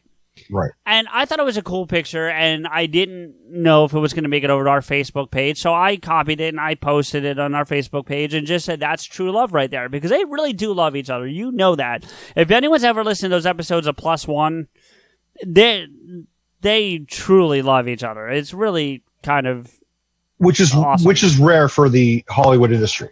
Absolutely, and it's awesome, and I'm thrilled for Kev, and I'm thrilled for her. And by the way, there were some real douchebags on Twitter who gave her a bunch of shit, said, if you really love him, you change your last name to Smith. Which, go fuck yourselves. All of you. Just go fuck yourselves. That's male chauvinistic bullshit. Yeah, totally. So all of you just go fuck yourselves. But Kevin would be the one to say, I should change my name to Schwalbach. Fuck you. Totally. And I get it. Like, especially in that profession, and in a lot of professions like lawyers and doctors, if you've established your name before you get married, you hold on to that maiden name because you are established under that name. So whatever. Fuck all you people who say she has to change it to show how much she loves them. But so I posted someone asked her about that years ago. She said, I didn't change my name to Jen Smith because it sounds too much like Jane Smith. Like, it just sounds too... It's plain. Sounds too monotone. No. Yeah, it's a plain name. There's zero need for her to change her name. There's zero need. Right. She can if she wants to, but there's no need. Right. Anyway, so I've gotten close to 300 reactions to this picture at this point on Facebook. Right. Which is awesome. And shout out to our World of Kevin Smith people who have been nothing but supportive, really, about Not that it was anything not to be supportive about, but I mean, no one was really shitty about it. But one person posted, I'm not going to call him out by name because there's no need, but he posted a reply to the picture, goes, it's really sweet, but who is it? And I'm like, I had to say to him, are you joking? Please tell me you're joking. And he was like, yeah, that was your quote. Please tell me you're joking. Because anyone who's in that world, and then he started to argue with me that it was too short to be Jen, and Jen's a blonde, and this, that, and the third. And I'm like, really? She was a blonde for one fucking movie. Right. Which leads me to think that the only thing he's ever seen of Kevin's is Clerks 2. But whatever. So and the reason I'm not calling him out by name is because I don't think he was being shitty. To be perfectly honest, I don't think he was being shitty. I think he was being stupid. Yeah. But I don't think he was being shitty. Well, it also goes with the same thing that all of a sudden Tusk is on Netflix now, and now everyone is like talking about Tusk. Yeah, that's what I just noticed. It's like I still don't like it. Everyone is talking about Tusk, and I'm like, it came out like fucking 4 years ago. It's longer than that. It's 5 or 6. Well, that's my point. Is like now everyone's talking about it, and it's like all these people that are like they join a page called The World of Kevin Smith, and it seems like they don't. I mean, you and I are uber fucking fans. We have to admit that. We we're following. Well, I don't even know if I'm following, but like, for example, you're following Jen Schwalbach's Twitter page. She, apart from being married to Kevin Smith, Kevin has said this numerous times. She's not a Kevin Smith fan. She really has virtually nothing to do with Kevin, except that she's in the movies occasionally. But yeah, I mean, it's we're more fans of the people than of the actual art, and I think this guy in particular was just like, I'm a fan of the movies, but I don't really know shit about his life. Right.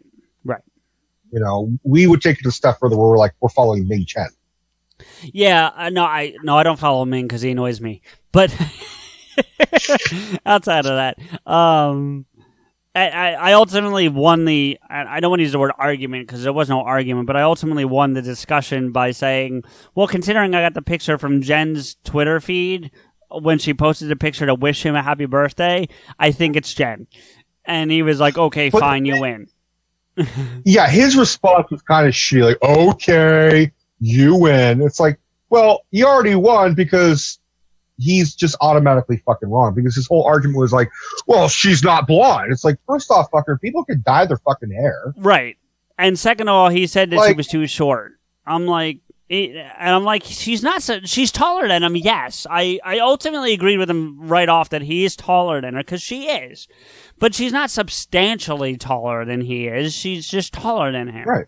And he's like 2 inches according to IMDb. And I'm like, you're going to call that substantially taller? Hey, take it for someone who's barely 5'7". To me, that'd be substantially taller. Well, yeah, but you know what I'm saying. And I've dated 2 girls that were over 6 foot. Right, but that's kind of my point. Like, he made it sound like she was like 6'2". You know what I mean? Well, maybe to him, 2 inches is a big deal. I guess, but yeah. Oh, he's really proud of his 2 inches. Yeah. Anyway, I'm not going there because look, I don't, and I want to make this clear in case he happens to listen to the show, which I doubt. But I don't think he was being shitty. I think he was just ignorant. Not even ignorant. Ignorant's the wrong word. I think he was ignorant to the facts. We'll put it that way. He's not an ignorant person, but he was ignorant to the facts of, like you said, because we're Uber fans. So we'll just leave it at that. But I was dumbfounded. Really is what it boils down to. Yeah. Is I was dumbfounded. And thank you to all those who liked my comments back to him. Like, there were a lot, like, I have 300 likes on the picture almost at this point. Not that I really care about it, but I just happen to know that. And I have probably like 20 to 25 likes on those on my battle with this guy about if that's really Jen. So, anyway, but going back to our conversation, so look, I know Disney's friendly family. I know people that have worked for Disney. I'm not going to call them out. I know, and they are super. Oh, Jesus, this might be interesting by the end of this one. I'm making a White Russian. Yeah, I see that. In any event, back to the Disney I know, thing. I know, because but I know. Disney, that's the thing. Well, right. So, and there's a petition to try to get him his job back, which I have signed because I do think he deserves the right to make the movie. And remind me, Rico, if I don't touch on this, it leads me into something I think is happening in our world. Uh-oh. Actually really good. That's why I said uh-oh. That's actually not bad. There you go. But it's Kevin Gunn? James Gunn, right? James Gunn should be allowed to make this movie.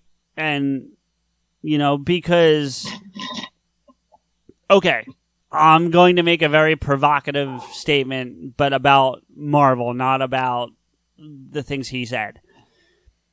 Because we've said on previous episodes that the Guardians movie, while it's an ensemble of characters, really does qualify as like a singles movie. So like a Captain America, like an Iron Man, like those things. We've said that before on the Marvel episode. Yeah. I would argue that short of the Iron Man grouping, the Guardians movies are the best individual movies in the entire phases we've seen so far. I would agree. For the introduction of characters, it definitely took it a step further. In part because it's not around one character, and I'm not saying like Thor, then Jane Foster, and right. or Captain America and Bucky. It's a whole group. It's an ensemble. And it feels like a Avengers movie without being an Avengers movie. It's a combination of both. It's an Avengers film as well as an introduction, a standalone, Iron Man type movie. So and I have to just talk about this very quickly. Of course, Roseanne had to chime in on this whole thing because did she? I didn't hear about that. Yeah. So basically, because people like Batista, for those who don't know, he plays Drax, and who else came out? Someone else came out from the cast. It was Sean Gunn. It was James Gunn's brother. His brother, who's also in the movie. Sean Gunn. Yeah. He's the guy. He's one of the Ravengers. He's the guy that only in Guardians 2 spoilers. He's the only Ravenger that really stood by Yondu by the end of the movie. He also he supplied the motion capture for Rocket Raccoon. Oh, did he? That I didn't know. Yeah. Okay. Yeah, that's very cool. He was the one who he was originally the actor for Rocket. Then Bradley Cooper does the voice. Yeah. But they both came out now, and I don't want to take away from Jane. Oh shit! What's his brother's name again? Sean. Okay, I don't want to take away from Sean, but you kind of almost have to. What's that? Think Shotgun. Yeah. Okay. But you almost have to disqualify him because he's standing up for his brother, and you almost have to. Right. You know what I mean? So I'm not saying that his comments aren't valid, but but you have someone like Batista who's disconnected a little more, still coming out and defending him, and then you've got Chris Pratt. Oh, did he? I wasn't sure if he did, so I didn't want to comment on that. Okay, so I'm glad you know that. Here's the funny thing is Chris Pratt posted a tweet. He didn't specifically say anything about James Gunn. He wrote a Bible verse because Chris Pratt is hardcore Christian. Yes, I know that. Yeah. And he posted a Bible verse, which, if you read the verse, is about let bygones be bygones. Move on. I think I saw that. Yeah. And I commented. Oh, did you? And I commented, I said, yeah, that's all good shit, but you still fucked up in Avengers Infinity War. Oh, you had to go and get shitty about it, didn't you? By the way, we'll talk about this at a later episode because I want to wait till the official copy comes out, but Deb got a bootleg copy of Infinity War. Okay. And it's choppy and it's in half of it's in a foreign language, and so you can't really fully understand it. But I think it's coming out next week. It is next week. I'll have it by next week. Or no, it's the week after technically. I think it'll be next Tuesday. No, well, okay, you mean next Tuesday because this coming Tuesday is the death of Superman. So yeah, it'll be the following Tuesday. Yeah, so we'll have it and we'll watch it. But she did watch enough of it that we could at least have a conversation about it. And by the way, I'm a little angry with her because she's like, she looked at me and the first thing she said was like, that Spider-Man thing wasn't that heartbreaking. And I'm like, fuck you. You have no idea what you're talking about. But anyway, but the second thing she said to me was, what the fuck is up with fucking Star-Lord screwing up the whole goddamn plan? So that was the second thing she said to me. So I thought that I thought of you immediately because I remembered you being like, "What the fuck?" Oh, anyway. So well, at the same time, if that hadn't happened, we wouldn't have had a really fucking amazing movie. The movie would have just ended right there. Yeah, no, I get it. But anyway, so Roseanne, I forget what she said. I'm not going to go read. I'm not going to go find it because honestly, I don't care enough to know the exact words. But it was something to the effect of like, it was her way of taking a shot at the people from the Roseanne show that's now going to be the Connors this coming fall because they did greenlight that. It's definitely coming on Tuesday. What? Yeah, which I called. You did call. Yep. And I'm excited to see it personally. But anyway, she said something. She took the opportunity. She took that as an opportunity to take a shot at them for not defending her, like Batista defended James Gunn. She clearly has her Ambien prescription filled. So yeah, right. Anyway. Side note: I saw a clip on somewhere. I don't know where it was from. I think it was on it looked like it was the show Between Two Ferns. But it was something where it was Roseanne being interviewed. I think it was on like Cracked or something. And they're asking her about the Twitter bullshit. And she goes fucking nuts. She's like, I thought the bitch was white! Oh, I heard about that. I didn't see it, but I heard about it. Yeah. She's just making up whatever bullshit she can at this point. So, whatever. Anyway. Well, she's claiming she's getting a ton of offers. Yes, you can claim a lot of stuff. Look what Donald Trump does every day. Anyway, that's not the point. I want to get back to the point we were making. Is like this should not be held against him, right? Like we were saying, we all say stupid shit, especially when we're younger. And he's in his late 40s. So I would when people say you should act like an adult, I'm like, well, how old is an adult? Because 18 is an adult, and I would never act like an 18-year-old as a 27-year-old.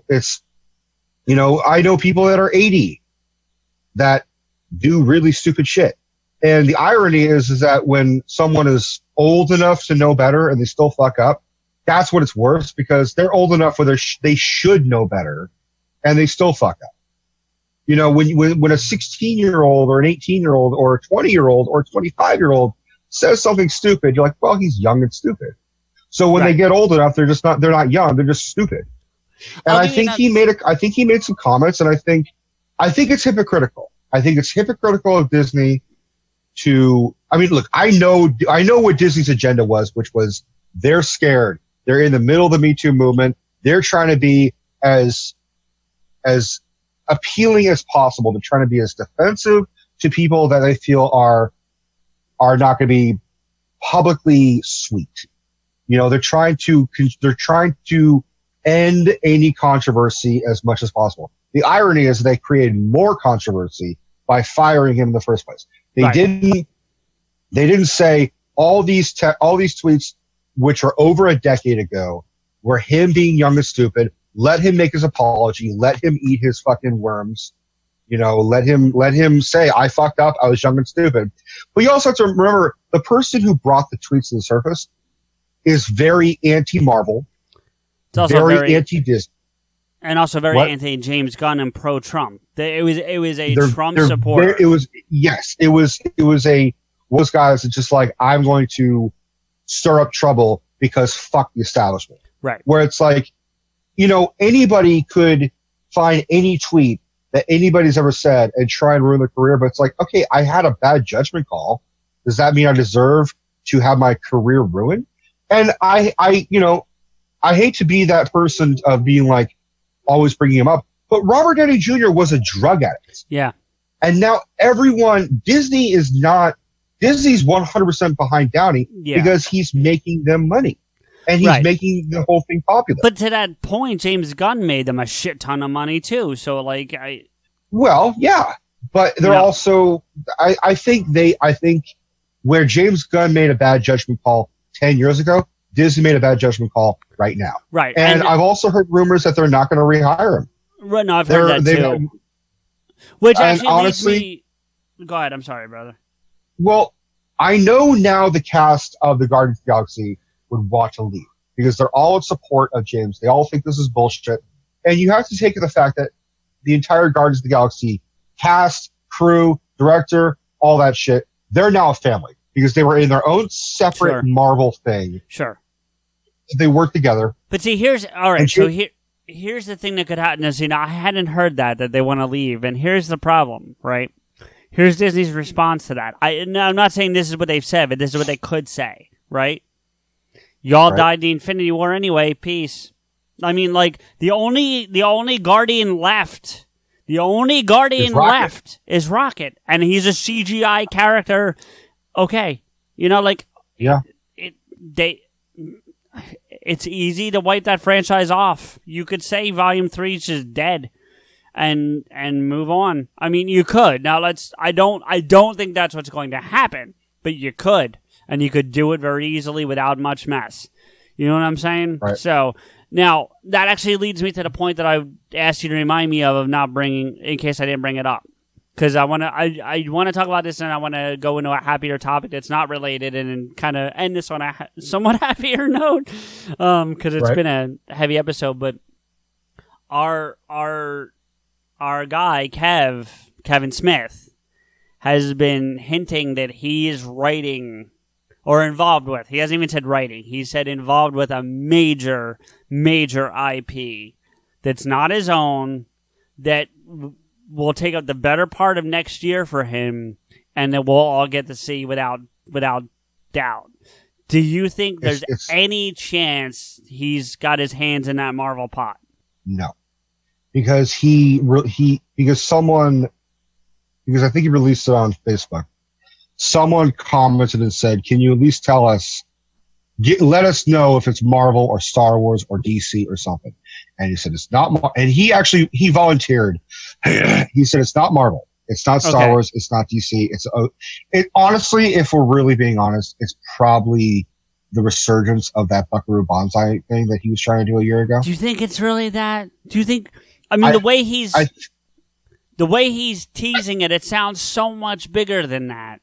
Well, him doing Buckaroo Banzai is big for him. Yeah, no, because I get that. I get that. It's not part of his field. It's he has to adapt someone else's mythology. Yeah. The other thing it could be is he had written a Fletch thing, if you recall. Oh, that's dead. No. Yeah, Fletch. You think? Fletch one. That no one cares about Fletch. It's all right. That's a dead franchise. I'm not saying it's not. I'm just what it could have been. What it possibly could be is that he is because it's not DC, it's not Marvel, and it's not, Star Wars was the one that everyone was really like, what if he's writing some episodes for Jon Favreau's Star Wars show? Yeah. Because he and Favreau go way back, and he's friends with JJ. He could be saying no to Star Wars because he doesn't want to get sued. Out of those three big ones, Marvel, DC, or Star Wars, it is the most likely he would be doing that. The Star Wars thing? Very well. What? The Star Wars thing that you were just talking about? The Star Wars thing. That's what I think it's most likely. Well, can I ask you something? I had theorized. Yeah, no. I had theorized that he was. I had hoped it was going to probably be something to do with that one. Like maybe Babylon finally had us a channel. Right, and that would be awesome, and I would love that. But the way he was, and you had mentioned that to me offline, and I think it's not that simply for the fact that he said it's someone else's IP, and Babylon, even though it's mainly Ralph, is still his IP. Do you know what I'm saying? So I don't think that's that. Right. So let me ask you this. Because he said it's not any of the ones that we just talked about. And either he also could be full of shit. Well, that's what I was just going to say. That could be the truth or it could be full of shit. But let's just say it's the truth because Kev's pretty good about being honest about stuff. You know what I mean? Unless he's flat out being told by the people above him that you have to lie. You know what I mean? Right. Of any of the Marvel franchises, any of them, which one do you think he would be the best to write? Not direct, because I don't think he should direct any of them. And I love Kevin as a director, but I don't think he should direct any of them. But which would he be best to write? I think Guardians would be almost too obvious of a choice. You think so? Because I actually think it's the best one. I think it's too obvious. I think because they wouldn't immediately go to Kevin. Honestly, Marvel would not go from firing James Gunn. Honestly, they would go to Taika Waititi. Which is a name I heard thrown around on movie fights about who should take this over. And I disagree. I think they should, going back to Baby Driver, I think they should rekindle their friendship with Edgar Wright and bring, if they were going to redo Guardians, it should be Edgar Wright because it's music, it's off-kilt directing. Yeah. You know, Baby Driver is a fine movie, but I prefer Edgar Wright from Shaun of the Dead, Hot Fuzz, and shit like that. Well, let me ask you something really quick, because you said to me back when we did the Marvel episode that you didn't like Thor Ragnarok because it was too much like Guardians, and you had that problem with it for Thor. You don't have a problem with the Guardians movies, you just didn't like that for Thor. There was a bad vibe for Thor. So that said, right, it would make sense for Taika Waititi, if I'm saying that right, because I know I'm not, to do that, because he, in your eyes, already wrote Guardians 3 without any of the Guardians in it. Exactly. But, I mean, what I clarified was I didn't like, when I saw Thor Ragnarok, I enjoyed the fuck out of it. Because it's a first time viewing, and you're kind of just like, oh, spectacle, and blah, blah, blah, and weird, and funny jokes. But then I thought about it, I'm just like, it didn't seem part of the trilogy. It didn't. Sure. It was such a huge jump from the character of Thor that we've had, because there's a giant leap from him in Age of Ultron to him in Thor Ragnarok. So let's be clear for just a half a second here. And maybe I've been a little unfair with as your friend to not point this out previously. You're not saying Thor's a bad movie. You're just saying it's not a good Thor movie, right? Is that basically what it boils down to? You're not saying it's a bad movie. No, I think it was a fine movie. I think it was very entertaining, and it's by far the funniest of the Marvel films. But for the character itself, right? That's what I'm saying. Especially when your main villain is the goddess of death, right? There should not be that many jokes. So you're saying that if you take Thor out of that, take the whole Thor mythos out, and throw the Guardians in, it fits fine. Is basically what you're. Yes. Yeah. Yes. So yeah, Taika Waititi could take over for Guardians 3 because, like you said, like you pretty much hit it on the nail. Hit the nail on the forehead. Hit the nail on the head. I'm drunk. Are you really? I'm drunk enough where I was like, I would actually like if I'm going to go get food after I'm done. I'm like, no, I'm going to order takeout. That's or order delivery. Don't even want to takeout, just delivery. Yeah, well, I'm going to have delivery. Because I haven't eaten anything, and I just basically killed like whatever I had left of that bottle, and I chugged it pretty much. That conversation was pretty heavy. Sorry, Rico. Normally that shit doesn't affect me, but it was like, ooh, shit, that was a lot of heaviness. Well, I will speak for our fans. I will speak for our fans and say thank you for sharing, honestly. But, yeah. So, but getting back to a lighter, happier topic. So, like. Guardians, I mean, it may be the obvious choice, but it still might be the best choice. Do you know what I mean? For Taika Waititi? No, for Kev to write, because that was my original question, was what should he write? I still think Guardians is the best one for him to write. I think he could take over for Ant-Man, personally. Yeah, okay. I could see that. No, I haven't seen Ant-Man and the Wasp yet. He could also hardcore take over for Spider-Man. That's the other thing is he could be lying about Marvel. It's possible he's on the second Spider-Man. He could be doing a spin-off Spider-Man movie, not a Spider-Man movie, but he could be doing one about a villain, or he could make a movie about a separate character that's not Batman. Because he talked about how they should make a standalone Mr. Freeze movie. Yeah, he's always loved that character, especially after Batman animated. That character is really good. Yeah, I'm curious. That character did not deserve enough. It didn't deserve the Arnold Schwarzenegger treatment. It didn't, and being perfectly honest, but being perfectly honest, I don't like Arnold takes a lot of shit for that, because he's the guy who was in the suit. He played the role. But I blame Joel Schumacher and the writers before I blame Arnold for that. You know what I mean? So, the original possibility for that movie was Patrick Stewart, and I can't imagine how it would be so fucking awesome, because Patrick Stewart looks like the animated series. Well, no. Well, yes, he does. So to your point, yes.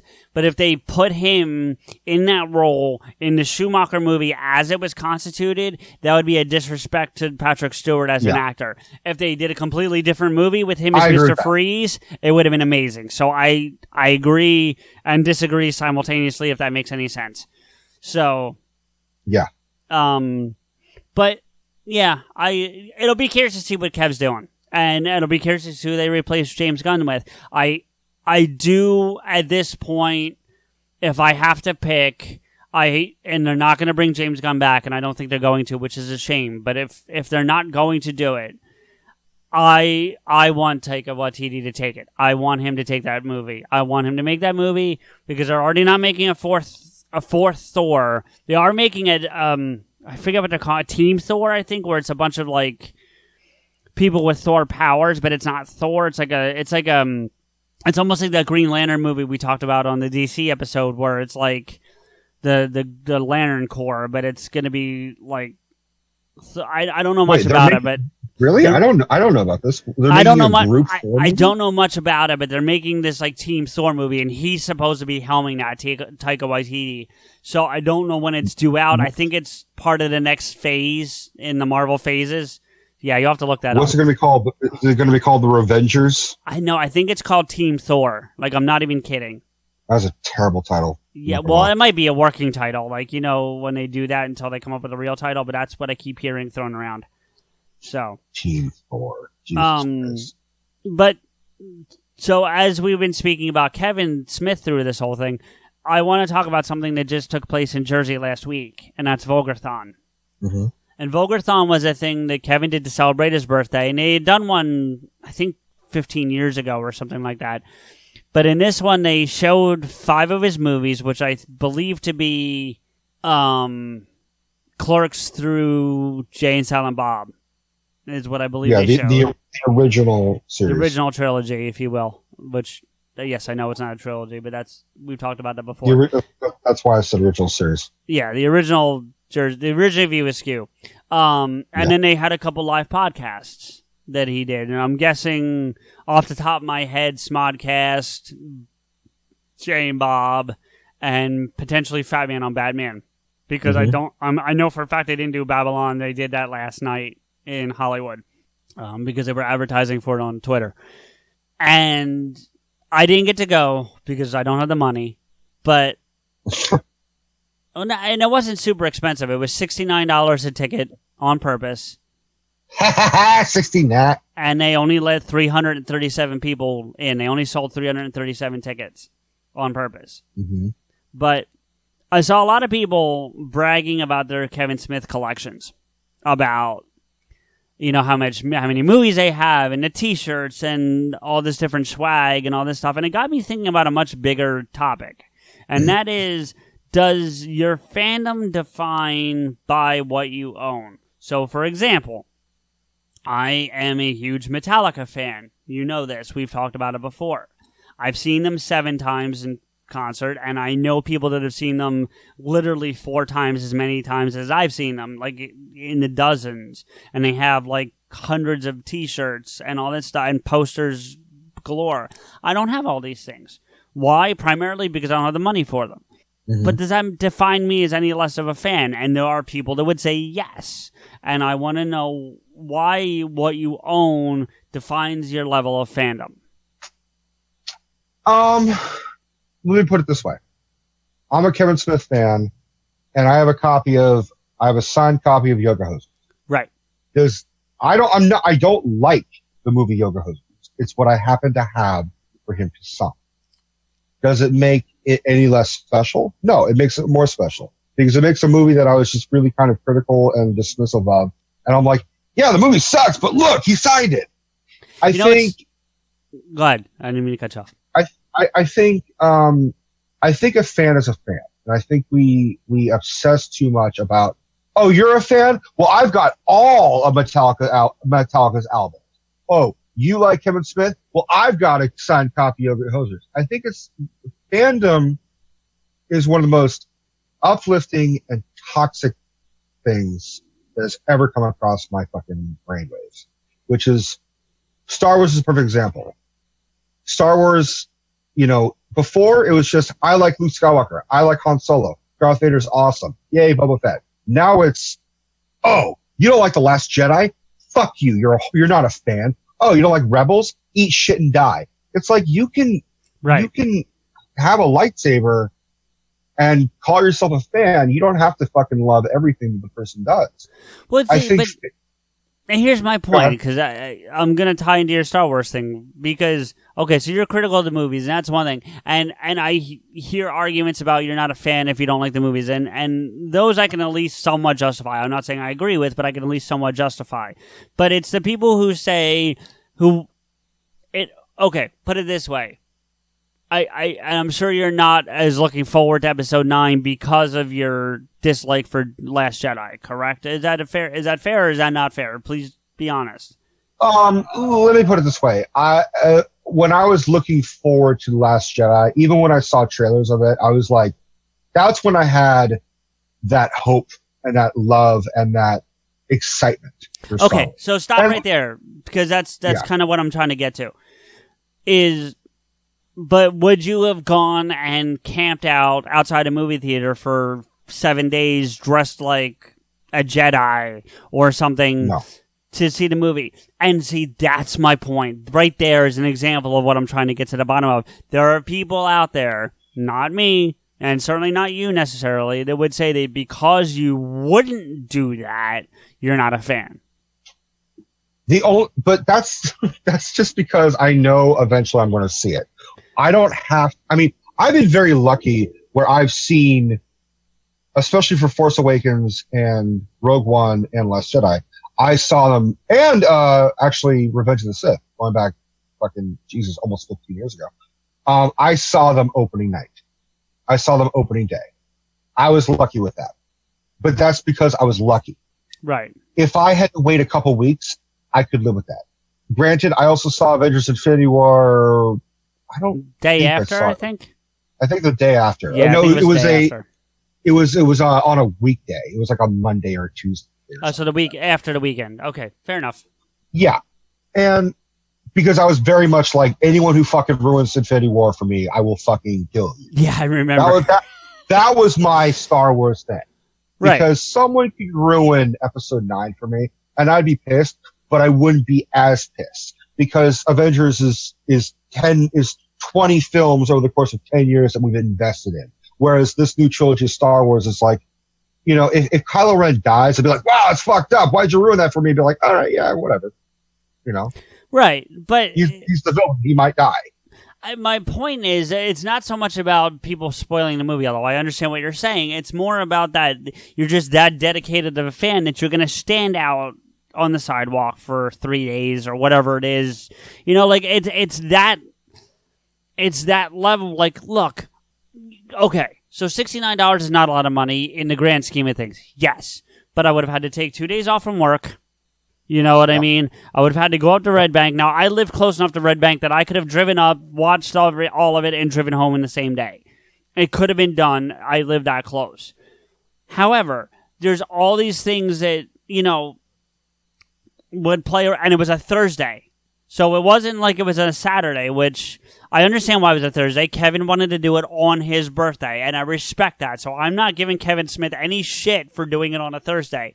Is it shitty that it was on a Thursday? Sure, but I'm not blaming him for that. It's just the way his birthday fell. If his birthday fell on a Saturday, guess what? It would have been on Saturday. That's just the way it boils down. But, Metallica's coming to town in October. I can't go because tickets are over $100. And it kills me that I can't go. And I know people who would tell me that I'm not the fan that I say I am because I didn't mortgage everything I have to get the tickets to go to that. That's like a groupie telling a fan, oh, you're not a true fan because I fucked the artist. Well, I don't know if it's that extreme, but I get where you're going. I mean, that whole thing, like, look, because you guys made me fucking, like, I watched Almost Famous because you guys fully recommended it. And there's that whole part, no, bear with me, where Kate Hudson's character is just like, yeah, they're just, like, we're not groupies. We love the artists. We're band We are here. Yeah. We supply inspiration. We are muses. We are blah, blah, blah. And I'm like, the only time I ever waited in line for something, apart from like waiting in line opening day, getting lucky to see it, or, opening day, was a Harry Potter book. There was a bookstore around the corner from my house. I went and got, I think, the 6th and the 7th one at midnight. I pre-ordered it, went down at 11 o'clock, waited in line, got my copy. That's different. Not to cut you off, because I've done that with video games where you pre-order it and they'd start the line like half hour to an hour before the midnight release, and you just wait for your turn. I'm talking about people that camp the fuck out for days on days. Yeah, or I've people never that done that. have like, all right, I'm going to give an example of somebody we don't know the person personally, but we were familiar with him enough to talk about him, is Ralph Garman and his love for Batman 66. Now, he's never been the kind of person. Well, he has, but I think it's more of a stage persona to say that you're a shitty person for not having all the same things he has. But I honestly, genuinely don't think he feels that way. I think he just says that kind of stuff for Babylon because it's shtick. He's provocative, right? But at the end of I'm a fan of Batman 66, but I don't have the collection that he has. Does that make him any more of a fan than me, or vice versa? No, that's the point I'm trying to get at. I think, like I said, I think fandom has now reached a new toxicity where it's like, but it can also flip the other side. When you look, if you look at someone who's waiting in line for Star Wars for a week and camping out and blah, blah, blah, and pissing in bushes and eating at the IHOP across the street, you can kind of look, or IHOP, depending on how you fucking you can almost make fun of them. Like, what a waste of life. Waiting in line to just see a movie. You can, but at the same time, it's like, I don't care. That's my whole thing is, let you like what you want to fucking like. Okay, my whole thing is, I don't care enough to waste a week of my life because I get sick very easily. Right. So my time is kind of precious to me. If I have enough, if I'm feeling good, I don't necessarily go out and conquer the world. But to me, it's a win where I can go to work without grabbing my head and throwing up. But I also am not going to fucking waste a day by waiting in line for a week. Well, okay, well, let's throw it into a different context. I understand what you're saying, and I'm not arguing against any of it, and I totally respect where you're coming from. We're both wearing Teenage Mutant Ninja Turtles t-shirts tonight, just by coincidence, right? So let's talk about that. And I know they've made movies and whatnot, but let's forget about that. There were people, and this happened to me as a kid a lot with different things. If you didn't have every Ninja Turtle and all the accessories and all the villains, you weren't a fan. You know what I mean? So this has nothing to do with waiting in line. You talking about the action figures? Yeah. Yeah. Like if you didn't have all 4 turtles and you didn't have a Technodrome and you didn't have a Shredder and you didn't have like 3-Foot Clan and whatever, you weren't a fan. And that's the kind of shit I'm talking about. So maybe the waiting in line was a bad example, but I'm talking about that kind of thing where they say because you don't have everything that there is. Yeah. If you spent the most money, you're a bigger fan is what is the argument argument that they're trying to make, which is, I didn't have for going to Teenage Mutant Ninja Turtles. My mother gave me the shirt. Okay. So are you a fan or no? I was a Turtles kid like everyone else was a Turtles kid. I was also I also loved fucking. Well, I don't want to finish that sentence because it sounds really bad. I also loved Barney. Okay. You know what I'm saying? It's like, just because you love something doesn't necessarily... I was 3! So I couldn't resist. Go ahead. I mean, I love the Muppets, but do you see me with a fucking Kermit the Frog puppet right next to me? Or a Muppet right next to me? No. But do you still love the Muppets? That's kind of where I'm at. I'm talking about life... I have a soft spot for the Muppets. Okay, but that's different. But I'm talking about lifelong fanship. Like, for example... I'm gonna be a Kevin Smith fan probably for the rest of my life. He could stop doing everything tomorrow. No podcasts, no movies, just disappear from celebrity, whatever. Or hell, even if God forbid he had passed away when he had the heart attack a couple months ago, yeah. I'd still be a fan. I'm an adventure to say so. Would you? You know what I mean? And we'd be fans for the rest of our lives. Yeah, it would make the show a little damper, but yeah. No, because I think it would be a good memorial / homage to his memory. But that's another conversation. But I'm saying is like, if I'm talking about stuff I'm going to be a Metallica fan for the rest of my life. They could stop making music tomorrow, and I would still be a fan. Do you know what I mean?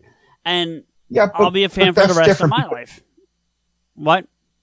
But I think if something ends, like Harry Potter, the book series has ended. Right. And yet there are still Harry Potter fans arguing with each other. I mean, there's this whole new theory about how, like, Harry Potter was immortal because he was the last Horcrux. And now everyone's, like, talking about it. And I'm like, the fucking book came out 10 years ago at this point. Well, I think the Fantastic Beasts thing is probably what re-sparked some of that. But I'll take it to another level. And we'll take it to something I know you're not as in on. But, like, I'm an Eagles fan. Not the band, the sports team. Like, I'm a Philadelphia Eagles fan. Eagles, man. Yeah. And I'm a diehard Eagles fan. Like, I watched Brian Dawkins' Hall of Fame induction ceremony last night. I spent the 4 hours watching the entire ceremony so that I could see his induction. And but I don't have like 10 different jerseys and a whole bunch of Eagles stuff all over the house. Like, I have stuff, but I'm not like riddled with Eagles memorabilia. But I don't know many people that are bigger fans than me, and there's a ton of them in this area.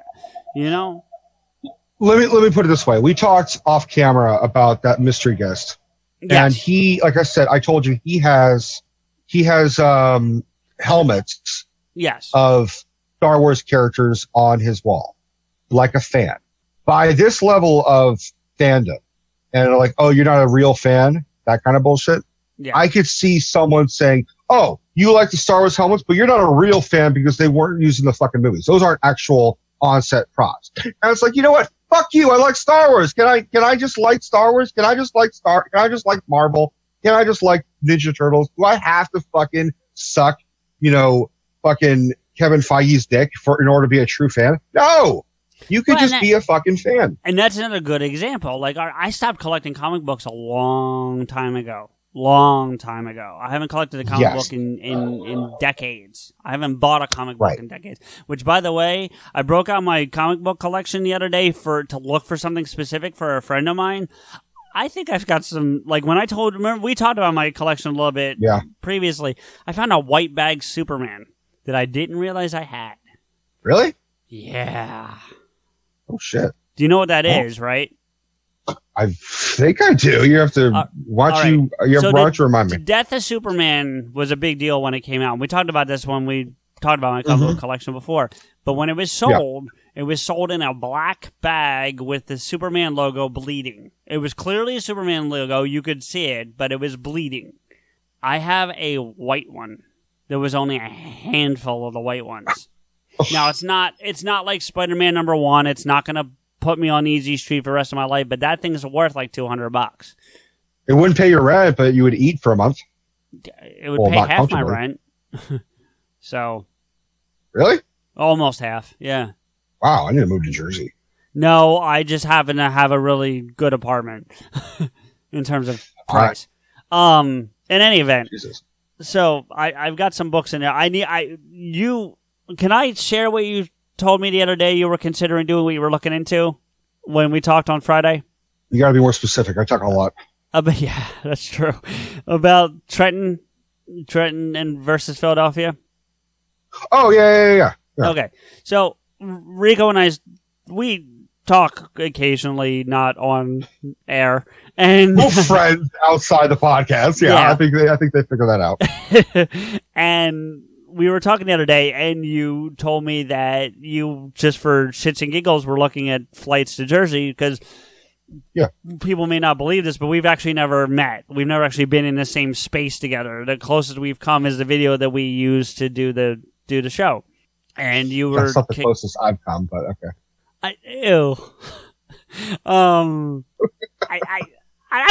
don't even know where to go from there. In any event, you were looking up flights to the area because you've expressed to me on that pilot that we have yet to release that you would like to come out here and see Jane, Silent Bob's Secret Stash and the Quick Stop and some of these areas that Kevin's referenced and talked about over the years in his movies. Sinatra, Lou Costello, a lot of my heroes have come from New Jersey. So. Yeah, so you wanted to come and kind of do the Jersey tour, which is still weird to me. But anyway, and so you were talking about coming out here. And so if you do, man, when we go up to the stash, I'm taking this box with me because there's money in there. I mean, I'm not going to be set on easy street with what I have, but I could come out of there with that one book may not pay my rent, but by the end of it, I might have rent.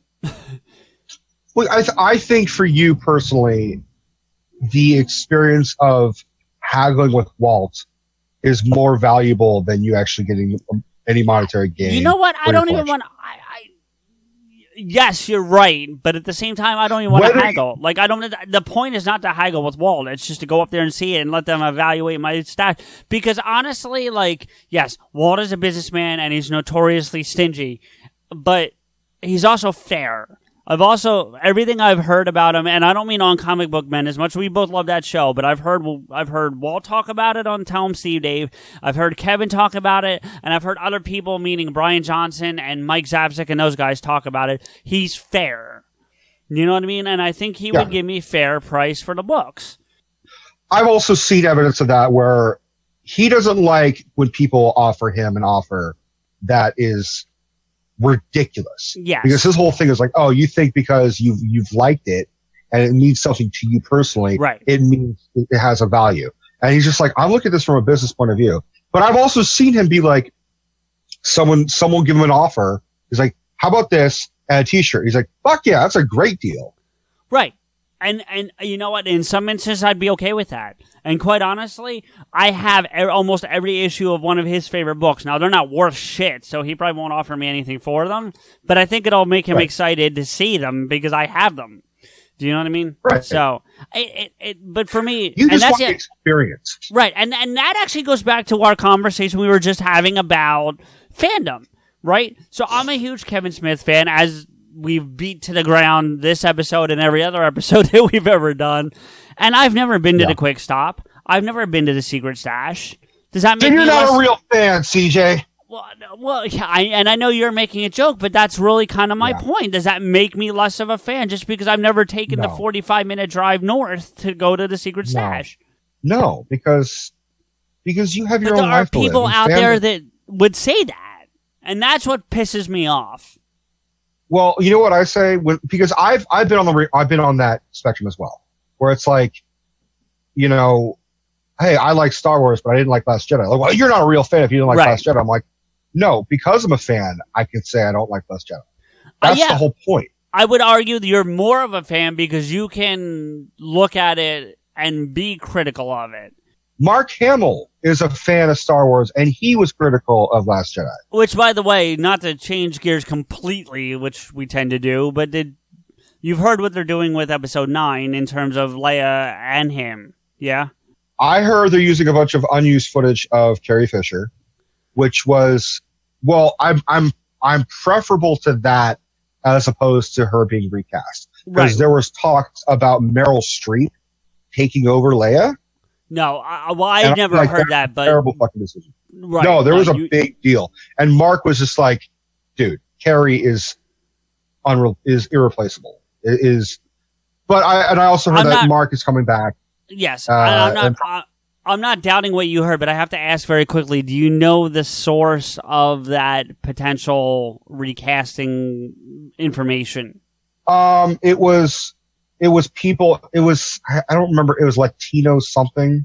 Okay, the only reason why I'm bringing it up is because JJ has said on multiple times in multiple locations that there's no way in hell they would recast Princess Leia.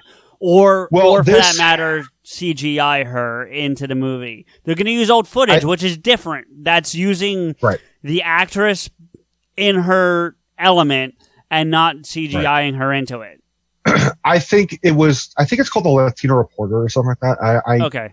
They're usually, whenever they've released rumors or information, 90% of the time they're usually right. 90% of the time they have predicted it correctly, or they have some fucking inside information and they just know what they're talking about. So that being said, I use their background as to use their word as merit. So and then JJ was like, no. Well, it could have been that's what they were originally going to do, and then they got a whole lot of backlash. They're like, okay, no, we can't do that. What footage do we have to carry? Let's fix this. I mean, is that possible? Yes, and I can't say that it's not possible, but I truly believe JJ has enough reverence for that franchise to not let that happen. Do you know what I'm saying? I don't think it was originally not going to be JJ. But and JJ's already got his back against the wall for taking over Last Jedi. Right, but even on Last Jedi, when Rian Johnson directed it, I think JJ is a producer. I'm pretty certain JJ is listed as a producer on that movie. Now he is, but he had his own treatment and his own script or not script, but he had his own outline that he gave to Rian Johnson, and Johnson threw it out the fucking room. Right, well, nope, and that's what that is, and that's unfortunate. But my point is that JJ's got his hands enough in it that I think he would have not let that happen, even if he wasn't directing. Do you know what I'm saying? Like, I don't think he. Yeah, he's got enough clout. Yeah. He's got right, exactly. So I'm excited. I'm glad they're not doing that. I think it'll be good. And then I also, if I was to guess, Luke's going to be a Force ghost, which I'm fine with. I have two theories. He's a Force ghost, or the Luke Skywalker we saw in Last Jedi was a clone. Interesting. That could be interesting. That'd be a nice twist on it, but and that'd be interesting, and it would definitely be different. But I think, at the risk of sounding cocky, I think the Force Ghost is the most likely. The Force Ghost is the most likely. I've also heard rumors that we may get Ewan McGregor. That'd be awesome. I would like that. What is a Force Ghost? That'd be cool. I want to see. Yeah, I want to see a Force Ghost world. I want to see Yoda and Obi and fucking Luke all being like, "Yo, what's up, dude?" And then have Anakin be like, "Dude, what's going on with my fucking grandson? What's this shit I'm watching?" Kevin said something, and I think it was on Babylon, that he wants to see, and if it happens, he said he would cry, and you know how much he cries. But I gotta tell you, I'd be right behind him. And he said he wants the last shot of Episode 9 to be Force Ghost of Leia, Luke, and Han. Like, somehow Luke goes and pulls Han in. Like, he has that ability to make him a Force Ghost. And you see them on screen, looking over the victory or whatever's going to happen, and then fade out, and then credits. And I'm telling you, dude, I'm getting choked up just thinking about it, because that would be the way to end Episode 9. That would be badass, but I don't think Han is going to be a part of it. Because, one, Harrison Ford is done with Star Wars. I think he's done being Han in the traditional sense of running around, shooting guns, flying the Millennium Falcon, whatever. I think if you asked him to take 10 seconds to stand on screen smiling next to Luke Hamill and a digitally put in Leia from existing footage, that'd be a way to go. What I think is most likely is, in this theory, Kylo Ren has his Return of the Jedi Vader moment. Yeah. He turns back to the light, then he dies, and then he can overlook. But you could also take that he turns to the light and he sees his grandfather. Yeah. Well, and the idea that Kevin brought up was that just simply because in this new trilogy, if you will, we never got all three of them on screen at the same time. And it would be nice to have the three of them together just for a fraction of a minute, you know? But my argument is they made 3 fucking movies. You want to see the 3 of them together? Watch the first 3 movies. Well, yeah. No, but he was saying just to put a bow on the whole thing. Like, I get your point, and I think Kevin would agree with you. But I'm saying, it'd be nice to finish it off that way. So I'll tell you what I do want with the Force Ghost shit. Yeah, I had a theory, especially when I was really theorizing The Force Awakens and Last Jedi, when I really gave a shit. Now I'm just like, I'm going to see Episode 9, but I'm done theorizing. I am done trying to fucking make sense of this fucking dumpster fire. What I really hope they do is they go a little bit into the Force shit where it shows a duality. Because I had this theory years back where Kylo Ren speaks to Vader's melted helmet. Right. Which could imply that the Force Ghost of Vader is speaking to him. Now, it's not Anakin, because Anakin would be like, dude, what are you doing? Stop going. I turn to the light. Come back to the light. You're talking straight out Vader. Yeah. I'm talking there is two different types of Force Ghosts. There's the dark side and there's the light. Because with everything, there is good and evil, and then there's the Force. So, which theorizes that there could be, what if this Luke Skywalker that we saw last Jedi was the dark side interpreter? Wow. What if there is a light side Luke Skywalker? Dude, fucking mind blown. Like, seriously. Because he's so different than the Luke. I mean, you could even argue this was a dark side Luke that went towards the gray. But meanwhile, out there is a light side Luke. I think the only argument against that, and Rico, it's an incredible theory, and I love it. I really, truly do. But the only argument against that I could see is the moment that he shares with Yoda when the tree goes on fire.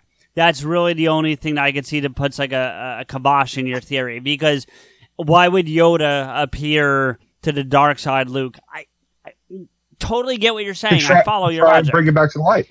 I guess, but the way he's talking to him, it doesn't sound that way. It sounds like it's the guy he's always known. I totally get. Well, who knows? Maybe that's the dark side Yoda. It felt too much like Yoda. It felt like Yoda. But you see what I'm saying? Because I want there to be Kylo Ren in his meditation room, and he's like, "Fuck Vader, fuck the past, let it die, move on."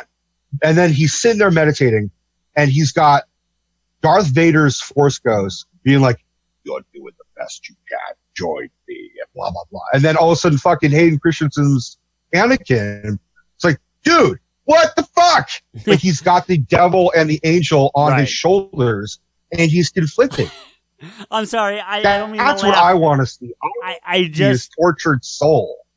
I don't mean to laugh. I don't know why, but when you said that, I immediately thought of Jay and Silent Bob Strike Back, and it's Jay with the two devils on his shoulder, and then the angel shows up. Yeah, that's what I was thinking. I was thinking that too.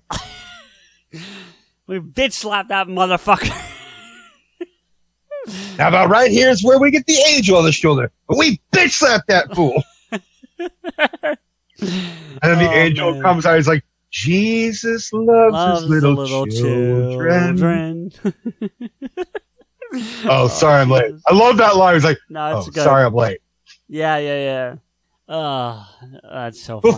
Before we go any further, is what you had been cryptic, and you were like, I want to talk to you about something that on the air and run it by you. Was that the James Gunn thing? No, it was the Kevin Spacey thing. Okay, I just want to make sure, because I was like, that's all it was? Okay. Yeah, no, it wasn't. I thought it was going to be something more. No, very cryptic. No, but I wanted to get your genuine reaction, and I didn't want to lead to any of what I was talking about, because I wanted to get your genuine reaction, especially if potentially you saw it differently than I did. Because I wanted to have a good, genuine conversation about it. Now, we shared the same opinion, and there's nothing wrong with that.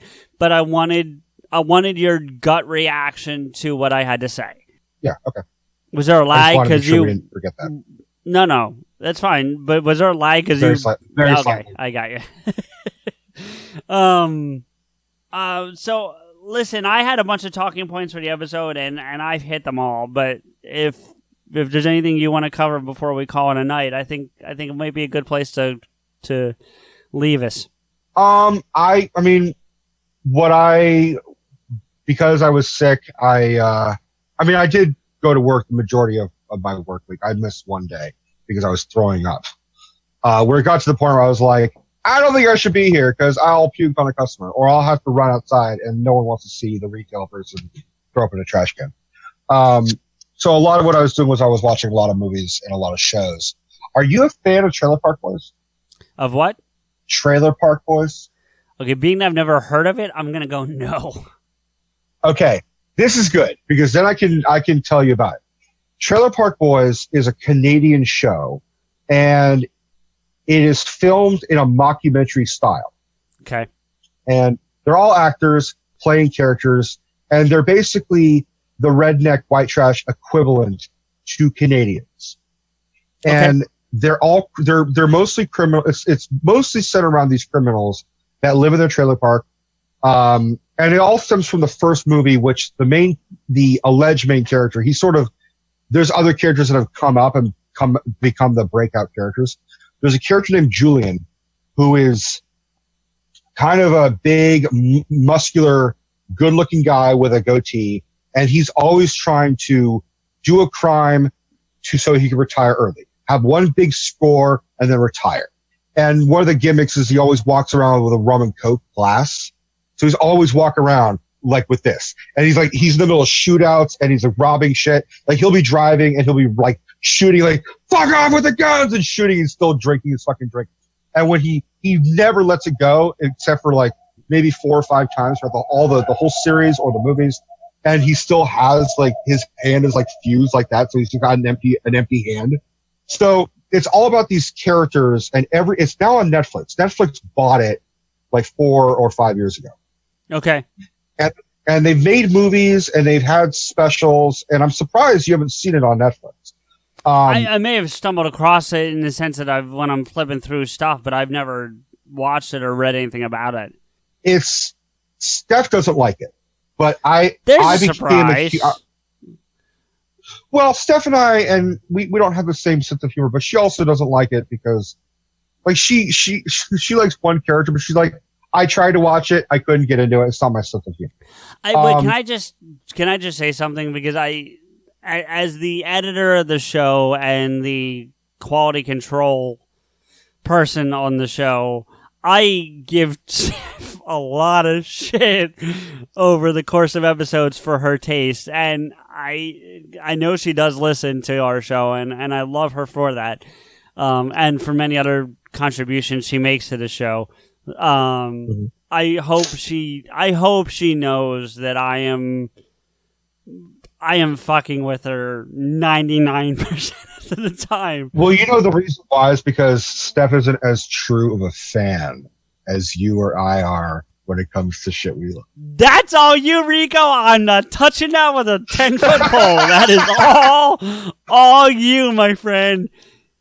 If you guys live together, I would say you're sleeping on the couch tonight. But anyway, if we're living together, we probably only have a couch. Anyway, I was watching a lot real quick. I want to finish my point. It's just so that Steph know that I love you as a person, and it's all in jest. So go ahead. I think you should. I mean, I rewatched. Because there's a transition where it goes like 8 seasons or 7 seasons, and then it's sold to Netflix. And then there is still the same format, but you could see because transition. The main 3 characters, there's the main 3 actors are play the characters. There's Julian, the muscle guy. There's Ricky, who is one of the dumbest characters you'll ever see on TV. I've been compared to him in the past a couple times because he's constantly smoking, and he always has to say fuck. He's always swearing. And I've done this, you've done this, we all do this, but I've done this a whole lot more where I get my friend Michael will make fun. He's the one who always catches it. I don't notice I'm doing it, but I'll fuck up a saying. And Ricky, the character, does it a lot. We're like, he's just so stupid. He thinks instead of getting killing 2 birds, 1 stone, he thinks it's getting two birds stoned at once. So you're basically Biff. No, like way worse than Biff. Oh, God. Biff from Back to the Future? Yeah. No, like, are you saying I'm like Biff? No. Well, I'm saying character, but yeah. There was a part in where because Ricky is like, they're always carrying guns, they're always shooting at people, like, fuck off with the guns. There's a part where Ricky is in court, and he occasionally has these moments of pure genius through his stupidity where he can like outsmart a cop. But he like tells the judge, like, listen, I can't defend myself if I can't smoke and if I can't swear, because I can't be true to myself. So I can't 100% defend myself to the full capabilities. So I should be allowed to smoke and swear. And the judge is like, that's really unorthodox, but I'm going to allow it. So he like starts smoking and he's fucking swearing. And when I saw with my friend Joe, my friend Joe was like, dude, that is you. Like, you would just be like logically taking down someone and be like, well, if I can't fucking smoke, then I'm fucked.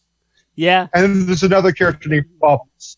And Bubbles is my favorite character. Bubbles sounds like this. He's got a real harsh, like, super Nova Scotia voice, like, boys, what are you doing? And he's got thick, like, Coke bottle glasses, so his eyes are magnified. Right. And he loves kittens. He's the trailer park guy who like takes all the cats. And at one point they find a mountain lion, and he's just like, it's just one giant big kitty. Basically, what I'm saying is, you need to just watch the show. Give it a shot, because I just basically went through the majority of the show, and every season starts with them being like, we're gonna do this scheme. We're going to get fucking rich. We're going to retire. Then every season ends with him going to jail. All right. There you go. I will check it out. I will. Honestly. I think you'd like it. Aside. Speaking of series, since we recorded the episode, I was curious about this. Are you still trying to get through the rest of Elementary, or did you just cut it off? I stopped watching it because I have to rent them from work. So okay. I haven't been able to binge it. I'm just doing it because there's still rent a lot, and I don't want to take a disc and have like my boss call me like, hey, return that. So I've been lax with that. No comment. About taking discs that people can't see. No, not about you. You know where I'm going, I hope. Anyway, so on that note, I don't know what else to talk about. I think we're done. Yeah, no, I think we're good. I think we've kind of hit on everything. Listen, to our fans, I want to thank you for kind of sitting through this episode. This one's been different for us, but it's one that I felt we needed to explore. So I appreciate your patience. I hope you've made it through this whole thing and you're still listening for this. But look, if we can't have serious conversation in this world, then there's no point, so. Yeah, we're not just pure entertainment. I mean, like people have said, like, you guys seem to talk a lot about movies. Why don't you talk about something else? Like, we do talk about everything else. We just talk about movies at the same time. Yeah, and this is a prime example. And the stuff that I brought up tonight, and I'm sure, Rico, for you, the things you brought up, but especially the things I brought up, have been kind of weighing on me for a while lately, and I've been wanting to talk about it. And one of the things I want to do with this show is be honest with our fans about what I'm thinking, what I'm feeling. I'm never going to speak for people I can't speak for, and I, especially people in my life that I don't want to speak for. If they want to speak for themselves, I'll give them the opportunity. If they don't, then they don't have to.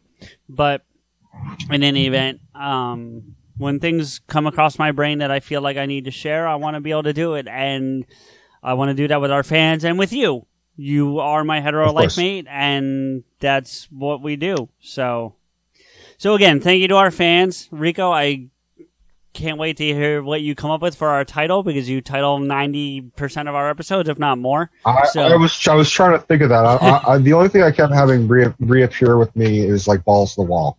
I just kept thinking that. But I actually kind of like it. That might work. All right, but we'll talk. We'll talk. But anyway, again, thank you, fans, and as we do in every episode, and it will be at the end of this episode in our usual closing, I do want to thank you for listening. We really do love doing this, not just because we get to talk to each other, but to share with you guys. And I hope we get to bring you this mystery guest that Rico's mentioning, because that's going to be a very exciting experience if we do. But we can't divulge more than that at this time. And I can tell you that it's not Kevin Smith. As much as Rico and I would freak the fuck out, it's not Kevin Smith. But But this is also a guest enough where when I told him who I was talking about, he kind of was like, "Oh shit!" It was a mild freak the fuck out. So it'll be exciting, and I look forward to hopefully getting to talk to this person because I don't. You have a relationship with him, I don't, so that'll be exciting. So, and one other thing I will bring up, just in that same realm, you guys at this point hopefully have heard the episode we did with Dustin, the High Five Top 5, and that has inspired Dustin to do his own show that I'm going to be helping him with. So I don't know what he's calling it yet. He's kicked around some ideas that I've told him I don't think are smart, but that's his choice. It's technically his show, so we'll see if he goes with it. But either way, I'm going to be a part of it. It's not a title that it's something I don't want to associate myself with. It's nothing like that. So it's nothing to that level. But no, because I don't want him to hear it and be like, "What the fuck." So no, but I'm excited. You'll say that off camera. Yeah, no. I'm excited though. I'm excited for him. I hope he does it. He's really taking some steps. So look forward to another show coming out with me, and maybe we'll have Rico as a guest if he decides to put up with us for a whole other thing. If I'm this drunk, probably. Are you really that fucked up? You didn't drink that much. No, I'm not really that fucked up, but I've got a nice buzz where I'm just like, I want to lay back, and I'm at this point where I'm like, I kind of wish I had more booze, but I'm also kind of glad that I don't have this much booze. I have to work tomorrow, and I'm normally off on Mondays, but I'm covering, so I don't want to get too fucked up. Well, we're stretching for no particular reason, but I will bring up one last thing. We do have another fan. Her name's Desiree. I've been told I'm allowed to say that. And she gave me a bunch of shit for not knowing what Thai iced tea was. So she gave you props for that because I had no idea what Thai iced tea was. So wanted to share that too. Do you eat Thai food? You asked me that episode, and I have eaten it, but I've only had it once. But I love Chinese food, and I do like Asian style food, so I would be all for having it again. I just haven't had it since the one time. What do you just because whatever, you can always edit this shit out. But when you go, just stop recording. Well, let's close, and then I'll just keep asking you. Yeah. All right, guys. So again, thank you for listening. We appreciate it. Hi to Dustin and Desiree, since we brought them up by name, and Stephanie. And Stephanie, of course, because she always listens. We have at least one fan. And thank you guys for listening, and we'll bring you a more entertaining, more uplifting episode next time, I promise. No, I don't promise. Well, you never promise anything. Hiya, everyone. Stephanie here with a few thank yous and FYIs on how you can get in touch with and follow PodAskew. Oh yeah, and the guys. Let's start with a huge shout out thanks to Dubbed in English for the opening theme music, 96 Reasons. If you're trying to find them online, they've dropped off the face of the earth. Just kidding. But no, really, their music is offline now, so send an email request to podaskew@gmail.com or CJ's Twitter handle @im_blade, and he'll throw you a copy of the full song and or the whole EP, Plan 9. Also, let's give a big thanks to Samuel Lemons for our closing music theme, Askew. I encourage you to discover more of Samuel's masterfully manipulated rhythms on SoundCloud at www.soundcloud.com/Samuel-Lemons. I don't know how you're listening to this now, but you can find other PodAskew episodes in several places, starting with iTunes and Stitcher, where a quick high-star rating from you goes a long way in helping us hit the top of the charts. Or you may prefer Google Play Music. Don't want to be strapped down by an app? Then find us on podcast search engine Listen Notes. Type in PODASKEW, yes, that's all one word, into any of the aforementioned searches, and PodAskew will pop right up on whatever screen you're using. And of course, there's our founding site that started it all, Podcast Garden, at www.podcastgarden.com/podcast/PodAskew. By the by, if you're looking to host your own show, Podcast Garden is the ideal place for all your podcast hosting needs at a very affordable price. Now, if you want to agree with or yell at the guys directly, follow them and the show on Twitter. For the show, @PodAskew. For Rico, @RantsRico. And again, CJ is at im_blade. Finally, let's not forget our biggest thank you is to you for listening, subscribing, rating on iTunes and Stitcher, and promoting our show by being our fans. CJ and Rico truly appreciate your time and look forward to bringing you another episode soon. But maybe along the way, you take my hand, tell a few jokes, and have some fun. Hey, how do you get to the Met? Money. Yeah. Come on, pal. You're not afraid, are you? Nah. Fuck it. Damn it.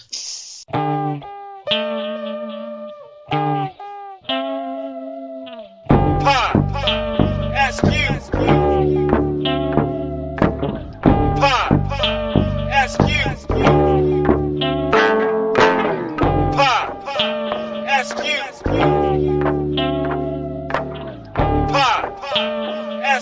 PodAskew.